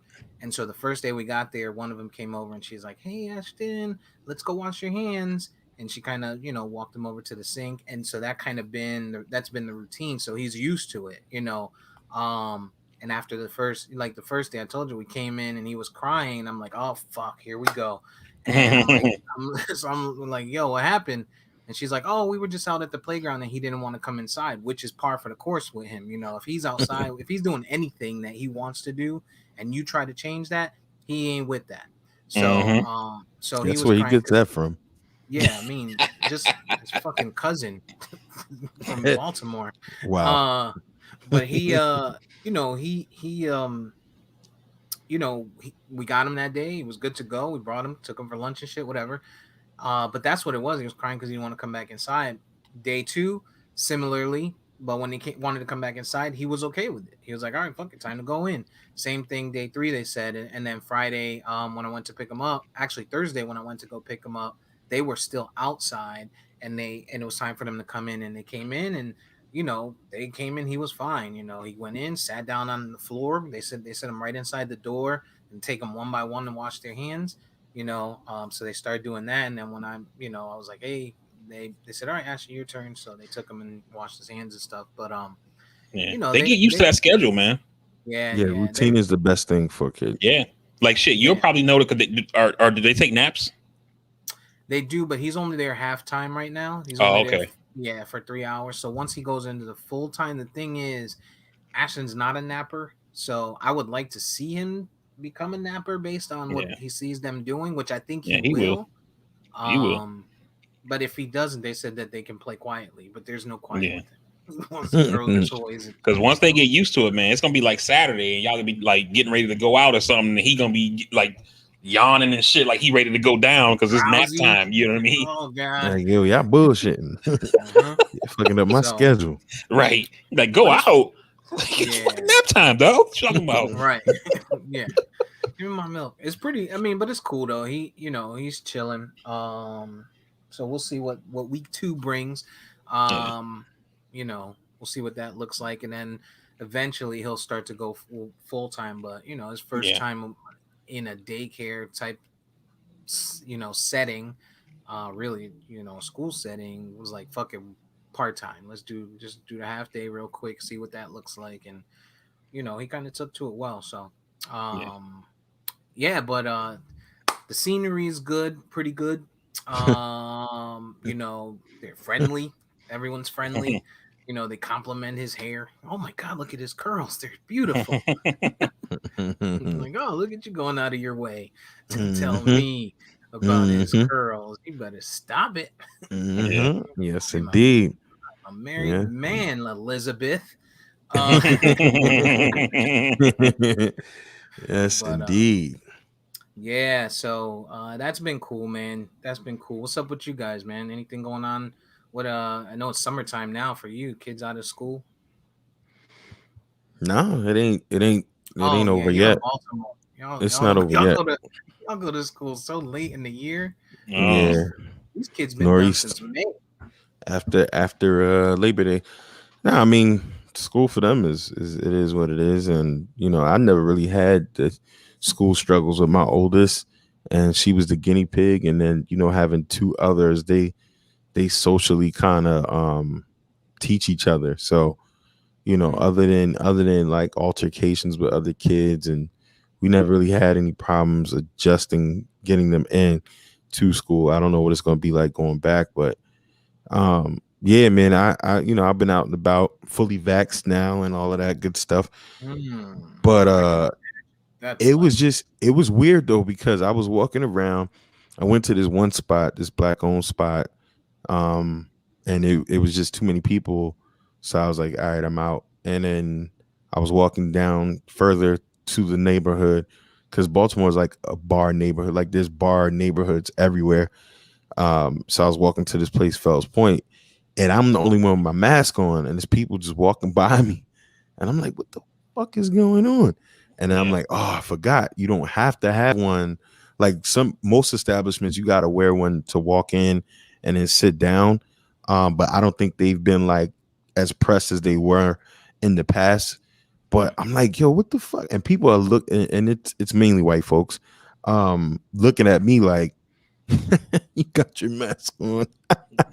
And I'm just like, oh, but it was kind of weird for a second, man, to kind of just walk around and see people not wearing their mask or having one at all. So that was kind of weird for me a little bit. yeah. It's surprising at how. I mean, I knew things would snap back like relatively quickly. I didn't think it would be as quick as it's been with people without the mask and things like that. And, and when anytime that we have to go out, we still wear our mask, and we're all fully vaccinated. Um, it's just I'm shocked by it, man. I shouldn't be, but I am. As far as what I got going on, man, I just been I don't know, man. I've been kind of stressed a little bit because you guys know TJ got the tournament for nationals for high school Oh, in in July. Ohio, and we're flying up there. And this is going to be my first time taking a flight since I became a wheelchair user. And like I've been doing like research and watching YouTube videos and things like that. So it should be okay. But because it's something I've never done before, I'm like worried about it because I don't know What's the one in Like Indiana? What's the tournament in Indiana? Indiana's junior gold. So the one in Okay. Ohio is nationals for like high schools. Okay. And then the one in Indiana is nationals for like just youth bowling, period. I mean, I mean, you will be all right, man. Like, especially you'll be high priority to get on there, and Yeah. You're not flying so Spirit, are you? yeah, Nah, we're gonna be on that Southwest. yeah, You'll you're be all gonna right. be fine, man. Southwest will take Yeah. care of you, man. Like, Yeah. Just you make sure nervous you for take a nothing. shit before. Make sure you I mean, it's shit just before. yeah, like I already know to do that kind of stuff. Like make sure I take care of my bowel program and all those kind of things like that. I guess the thing like that concerns me is like I watch when I call Southwest, right? I told the lady like, hey, it's first time traveling since I became handicapped. What should I expect? Blah, blah, blah. She's like, oh yeah, when you get there, you do curbside check in. She was like, you can get out of your wheelchair and get into an airport wheelchair, and they'll go ahead and check your wheelchair with your luggage. I'm like, oh shit, bet, right? So then I watched, these YouTubers who were like people who are handicapped. And one video I watched, this dude was like, when you get there, they're gonna ask you if you want to check your wheelchair with your luggage. It was like an 8-minute video, right? He was like, if you don't take nothing else away from this video, do not check your wheelchair when you check your luggage. He's like, you're gonna get to your destination and that shit ain't gonna be there. He's like, you need to Yeah, stay on your chair until you get down to the jetway and you let them take your chair. You get into the aisle chair, and then they'll take your chair right from the jetway and put it under the plane. He's like, don't check that shit with your bags. You ain't gonna have it.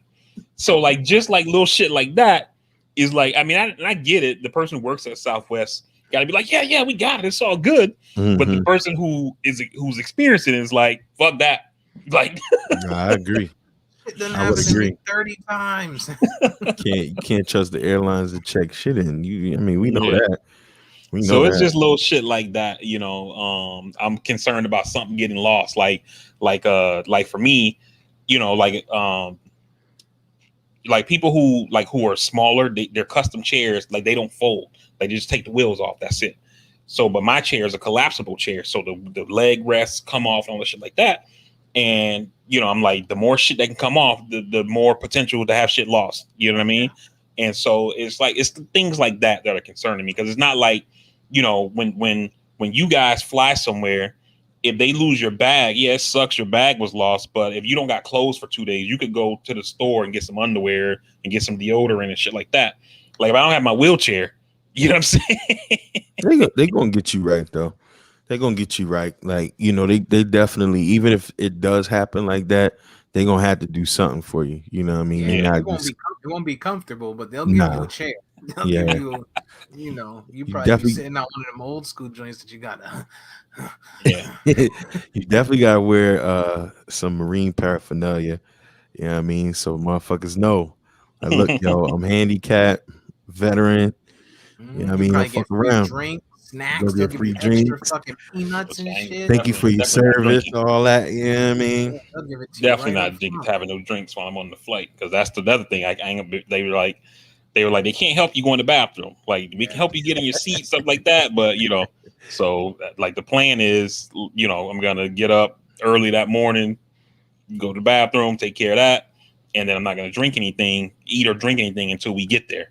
So The flight is what, like 3 hours it's from like two here and a half hours, to 2 hours Ohio? 20 You be minutes. all right, man. That's a Yeah, short one. You'd be all right. You pod longer than the flight will be. right. Yeah, yeah. Yes, you do. You pod longer. We don't pod as long, but you, you pod longer. I'm glad I get that off, because Oh man, Steve used to be like, y'all niggas long with it, and then when you wasn't yeah. there, he was like, when are we done? It's about an hour. I said, see, It wasn't went me, fast. Shit went wasn't me. fast. What's Oh shit. You A guys quick been watching anything? Yeah, Oh, go I ahead. was gonna be quick on that because I know we gotta get to Julio, but Oh yeah, I watched on Netflix, man, High on the Hog. It's a pretty good food I documentary, saw that. basically. About Yeah, African food, right? basically just about black food pre colonialism and post and during and after and now, Mm. and just keeping the traditions going, and just just an interesting food documentary, man. It was pretty good, man. I liked it a lot, and Sounds very interesting. I definitely recommend that for sure. Oh, and the other thing I watched, Mar of Easttown. That shit Mayor. was really good. I mean, Mayor. that was really good. I started it, but it'll be like everything else. Yeah, it's Mayor. He's English. Mare. I don't know about that, but So I started that. For me, I started Mayor of Eastwood. I started yesterday. I'm 3 episodes in so far. And also, I don't know. I wasn't here last week, so I didn't get to talk about it. I watched Quiet Place 2. Did you? Yeah. Where did you watch it at? You rented it or something? I mean, I watched it. Oh my god! Quiet Place 1 was trash, though. What? That joint was fire. I actually didn't see Quiet Place 1. I just watched like a YouTube video on it, so I know what happened. How do you do that? I know what happened in it, so I don't feel like I missed anything by not watching it. I kind of got it, but it was. I thought it was straight. I thought it was straight. I'm not really into like the horror genre, so that's probably the first horror movie I've watched since like Us. Shit is more sci-fi than horror. It's like aliens. So. It's aliens. How do you watch the first one though? I thought it was a horror movie. I don't really watch horror movies like that, man. I'm afraid of the dark. So. Oh man, dude sleeping with his M16 and shit. But yeah, those are 2 things I checked out. I saw the first one in the theater. That was definitely, like, I ain't gonna lie, like my attention span in certain times, like I could watch a great crime drama, a great action, a great drama movie that you got to sit through. That one initially, I was like, man, what in the hell was going on? Because at some point, you don't know what's going on. Right. And then when shit hits the fan in the theater, you're like, oh shit. So it was it was good. I'm looking forward to seeing the second one. That's what I kind of like that about the second one, because like I told you, I watched a YouTube video on the first one, so I know when the first one starts, like you're already in like whatever the event was. Mm-hmm. So I like how the second one kind of walks you through what happened. You kind of get the backstory of how things of how they went down or whatever. The one thing I did like about it that I didn't think I would like based on what I knew about the movie was, a lot of the movie takes place in silence, and you have them speaking to the one kid in using sign language. Mm-hmm. And I didn't think, I sit through this 2 hours of silence for but I thought they did a good job on that. But a lot of times too, you got to have good actors, and it kind of brings me to Mayor of Eastwood, right? I like Mayor of Eastwood, and people were telling me like, yo, if you like The Undoing, like this shit is even better. Now I'm only on episode 3, mm-hmm. but The Undoing was 6 episodes, so this appears to only be 7 episodes. So I'm basically at the halfway point, and I feel like it's good. But I don't think it's better than The Undoing. Yeah, I feel like The Undoing had better actors. They literally told us in episode 1 who the killer was, and we were like, no, I think it's the kid. I think it's so-and-so, It picks up. You're absolutely right. Because by 3, I was kind of like, but it picks up and it becomes more suspenseful. The twist is pretty damn good too. Gotcha. So, yeah, man, that you're right about where it's about to pick up for you. Okay. And the one thing I didn't like that they did here with HBO, have you watched it yet, Steve? Some of it. Okay. Have you seen Okay, so you've seen the first episode. Okay. So the thing that kind of I didn't like was when they showed the dead body of the girl. Because in the show, the girl's supposed to be 16. And I'm like, wait, whoa. I'm like, and I'm like, at first I had to be like, okay, they probably got an adult to play this 16-year-old because they're showing her naked. And then I'm like, but even the fact that HBO is making me have to question it is making me feel some kind of way. You know what I'm saying? Like, I thought the same thing. I literally thought the same thing. Mario was like, oh God. I'm like, what the fuck? Like, I thought the same exact thing. I was like, stop. But they were giving it to you real, I guess. Yeah. I But watched. on that show, real quick, Steve, before you go, I like the dynamic between the mom and Mayor, like how they be going off on each other. That's funny as shit. That's funny as shit. Yeah, I think it portrays what we envision as white America pretty well from what I've seen. Badass fucking daughters that don't respect their mothers and shit like that. It's just, you know, what appeared to be to me, again, I'm only one episode in, redneck boyfriend not wanting to take care of his son Yeah, with the ear issue and shit like that. But or maybe it was his eyes. Was it ear or his that was eyes? his ears. It was his ears. Yeah. Yeah, it just portrayed what we see as, white America. So I started watching Blue Miracle and I fell asleep on it, but it's good. I just fell That's a asleep on it. movie. Yes, yeah. It's on Netflix. It's about a guy who runs an orphanage for kids. I saw that. And yeah, and they partner with like a boat guy, like the guy that owns a boat, and they're going into like this fishing competition or something like that. But I didn't get to finish it because I fell asleep. It looked really good when I was watching the preview, so I started it, but I was fucking dead tired yesterday and I ended up falling asleep on it. So but for the part that I did see, the early part seemed pretty good. It looks like it's gonna be one of those movies that tugs at your heartstrings a little bit. But other than that, I think that's I really hate those. all.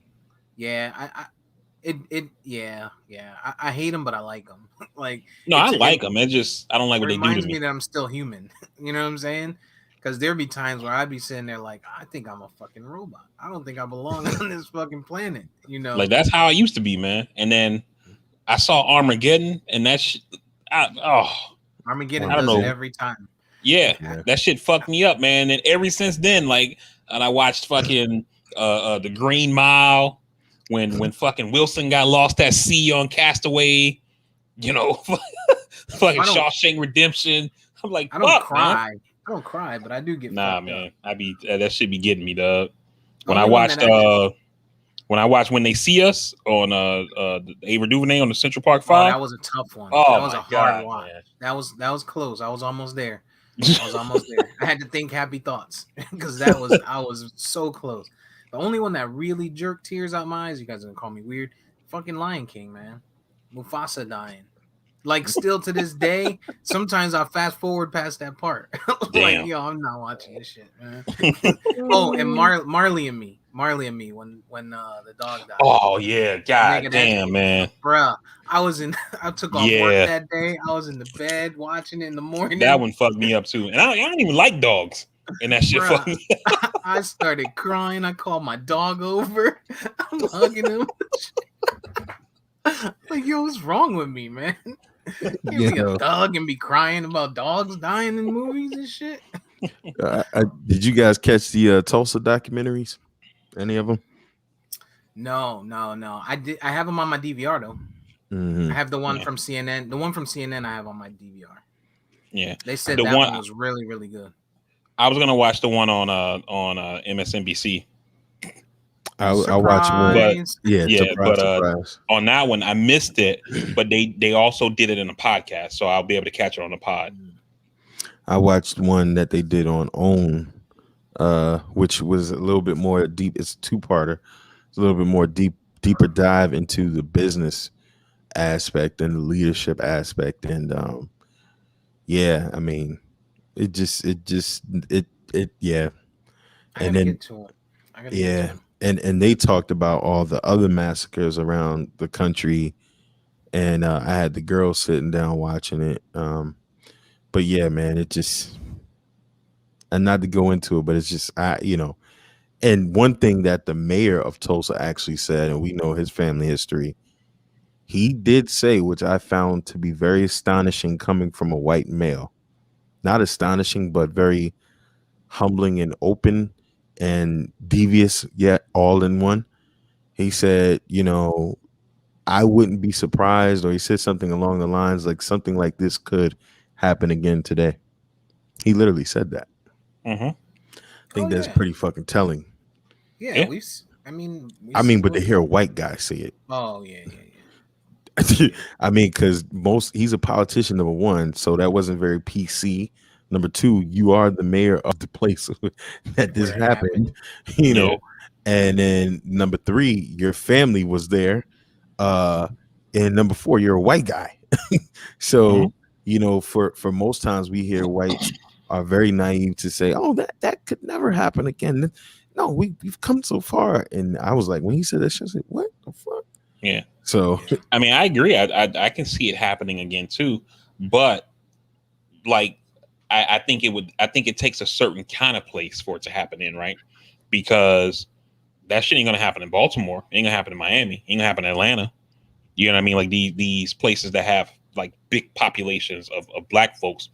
I think would have to be in one of those areas where yeah, there could be a lot of black people, but they're outnumbered by white people.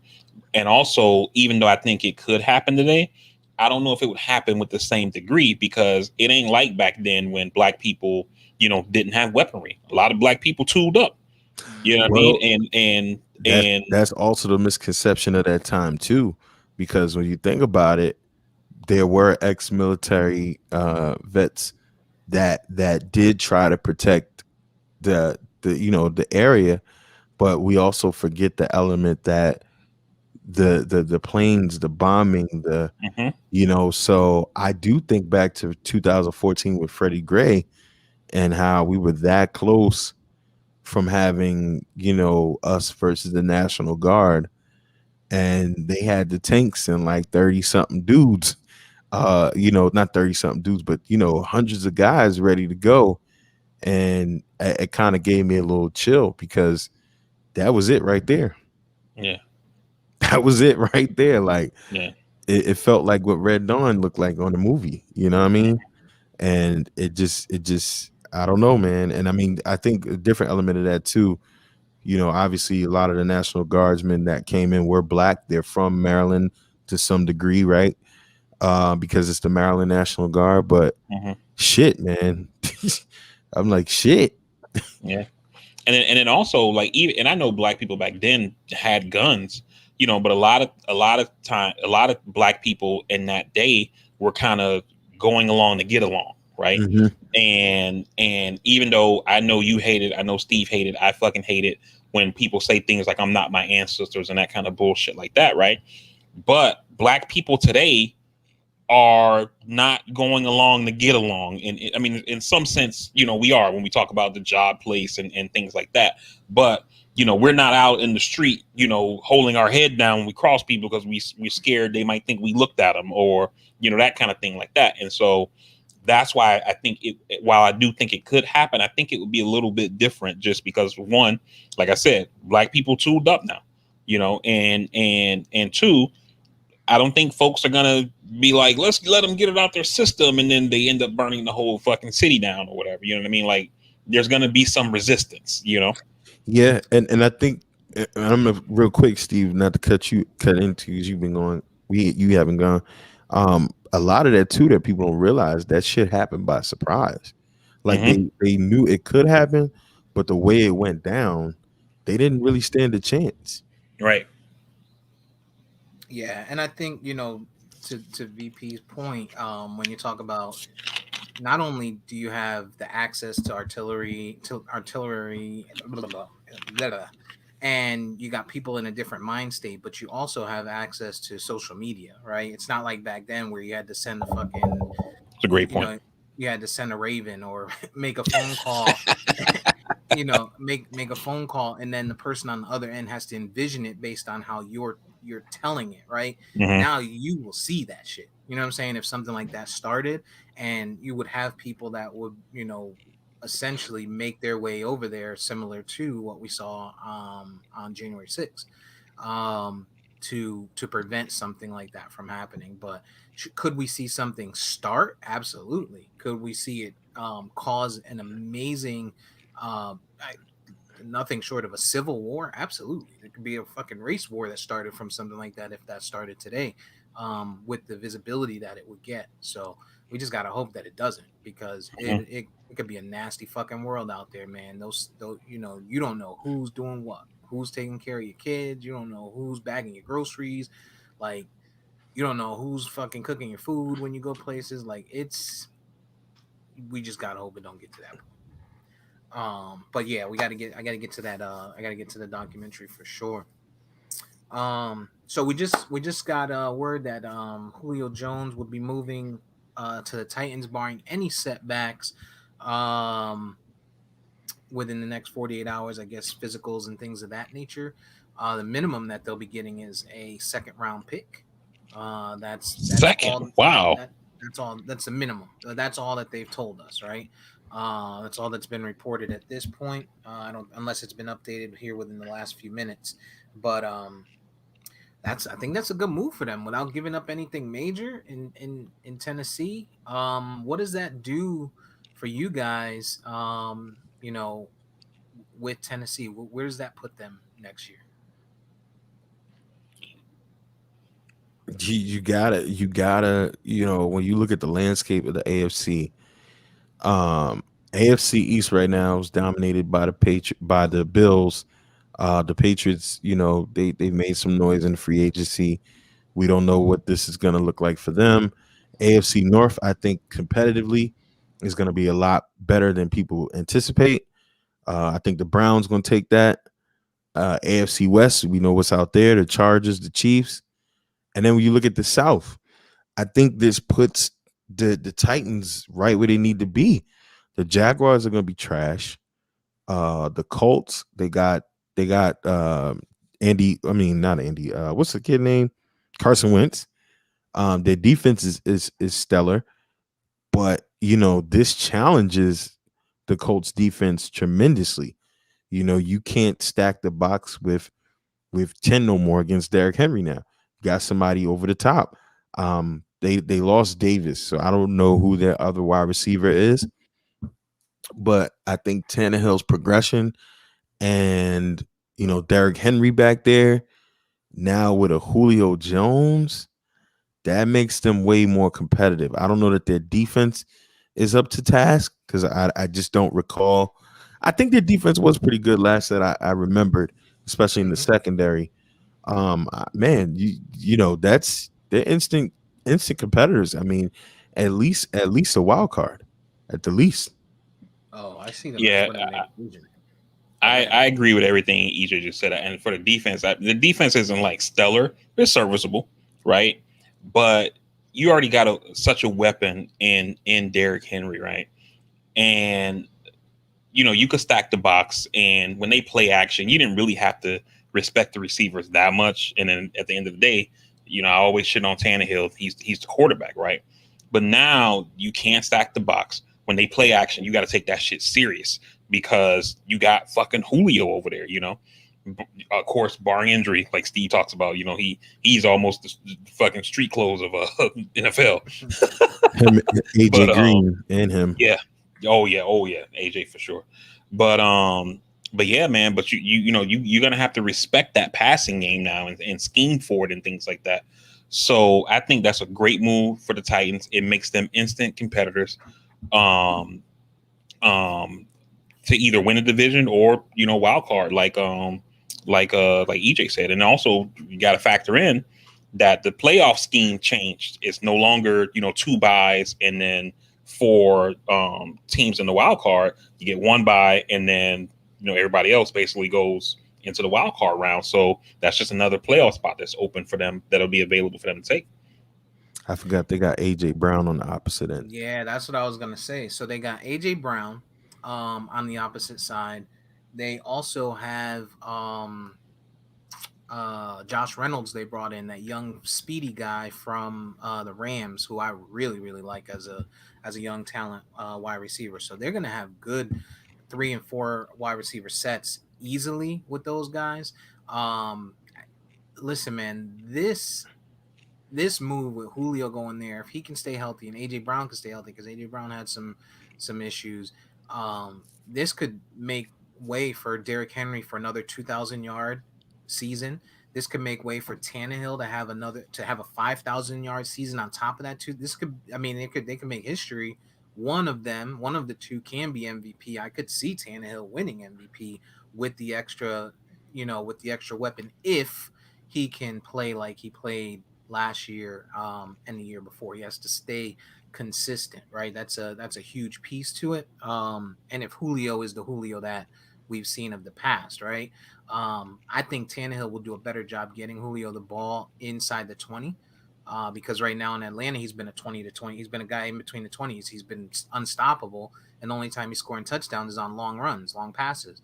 But he's not catching touchdowns from the 5 or the 10, He's not catching those jump balls, which he should be because he's a big guy, with great hands. We saw that in the Super Bowl. So it makes a big difference, I think, to that Tennessee team. Their defense is good. Vrabel's a good coach. I like him a lot, and I think he's gonna make things happen. I think they're an instant winner of their division.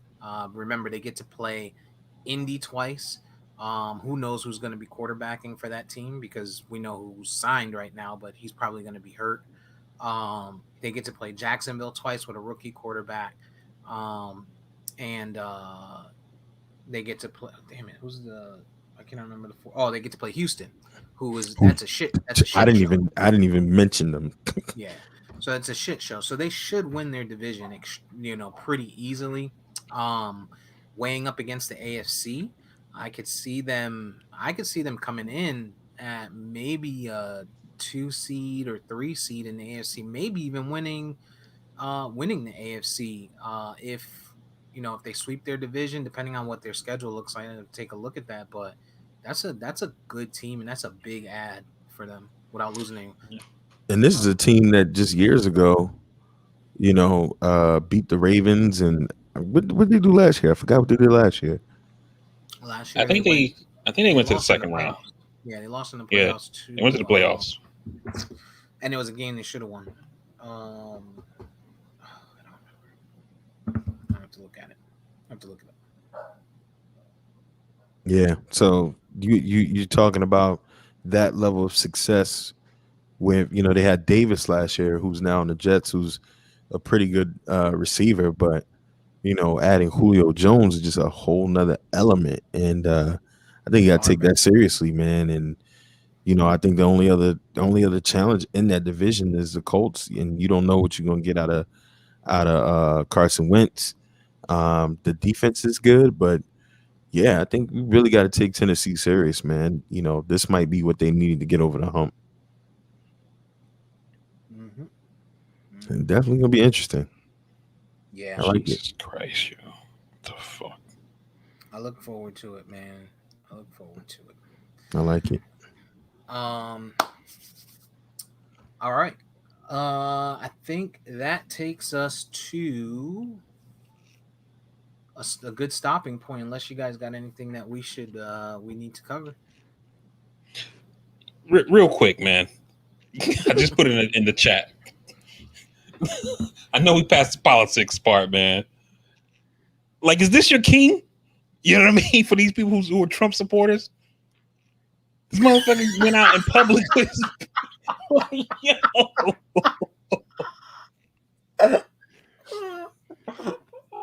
This can't be true. No, there's no way. I saw this yesterday, and I was like, "What?" And then now I've seen it from like trusted sources. This dude has his pants on backwards, dog. They were saying diapers. They were saying they were diapers. Oh, like look at the leg part though, like in the thigh area. I think they are backwards. Yeah. What the fuck, yo? Yeah. Oh my god, man. Yeah, what a yo. Oh man, I don't know how long we're gonna be paying for this shit, boy. Nah, they're definitely backwards. I can't even see like a zipper in the front. Yeah, I got nothing. Zooming in on his crotch. I got nothing. Is that your man? Yo, Trump is wild. That's a wild boy. He's a wild boy. Gotta love him. Gotta love him, man. He just does what he wants, yo. Yeah. Does what he wants. Take us out, VP. Who? Hey, Meghan Markle and Prince Harry had another baby. Really? How did that fly under the radar? Lilibet No, they were Diana. pregnant. She was pregnant when they did the big Oprah Oh interview. yeah, that's right. That's right. Yeah, she was already, I think she was already like 6 months or something like that. They had a girl, I believe. Mm-hmm. Um, but yeah, so everybody, we definitely appreciate the love and support that you show the podcast. We definitely appreciate you taking the time to give us a listen. If you could do one more thing and go ahead and like, subscribe, share, and follow. Also comment. It definitely helps the podcast, helps grow the audience, it helps the YouTube algorithms help us reach more people. So we definitely would appreciate it if you do that. Where we can be found. You can find us on all podcasting platforms, whether it's Spotify, Spreaker, Google Plus, YouTube, Apple Podcasts, Spotify. Basically, if they have podcasts, we're there. If you want to watch the podcast versus just listening, so that way you can see us. You can check out the YouTube channel. Just search at Castworthy. On all social media, you can search at Castworthy. On Instagram, it's at Castworthy_podcast. And yeah, again, we just appreciate you guys taking the time to give us a chance to hear our thoughts on things. And for those who joined live, whether it was on YouTube or Facebook, we definitely appreciate you taking the time out of your Sunday to do so as well. For those who are here when this gets posted on on podcasting platforms, we appreciate your time as well. As always, we love you guys, and we will see you on the next podcast. Take care of yourself. Please get vaccinated, and we'll talk to you in the next one. Peace.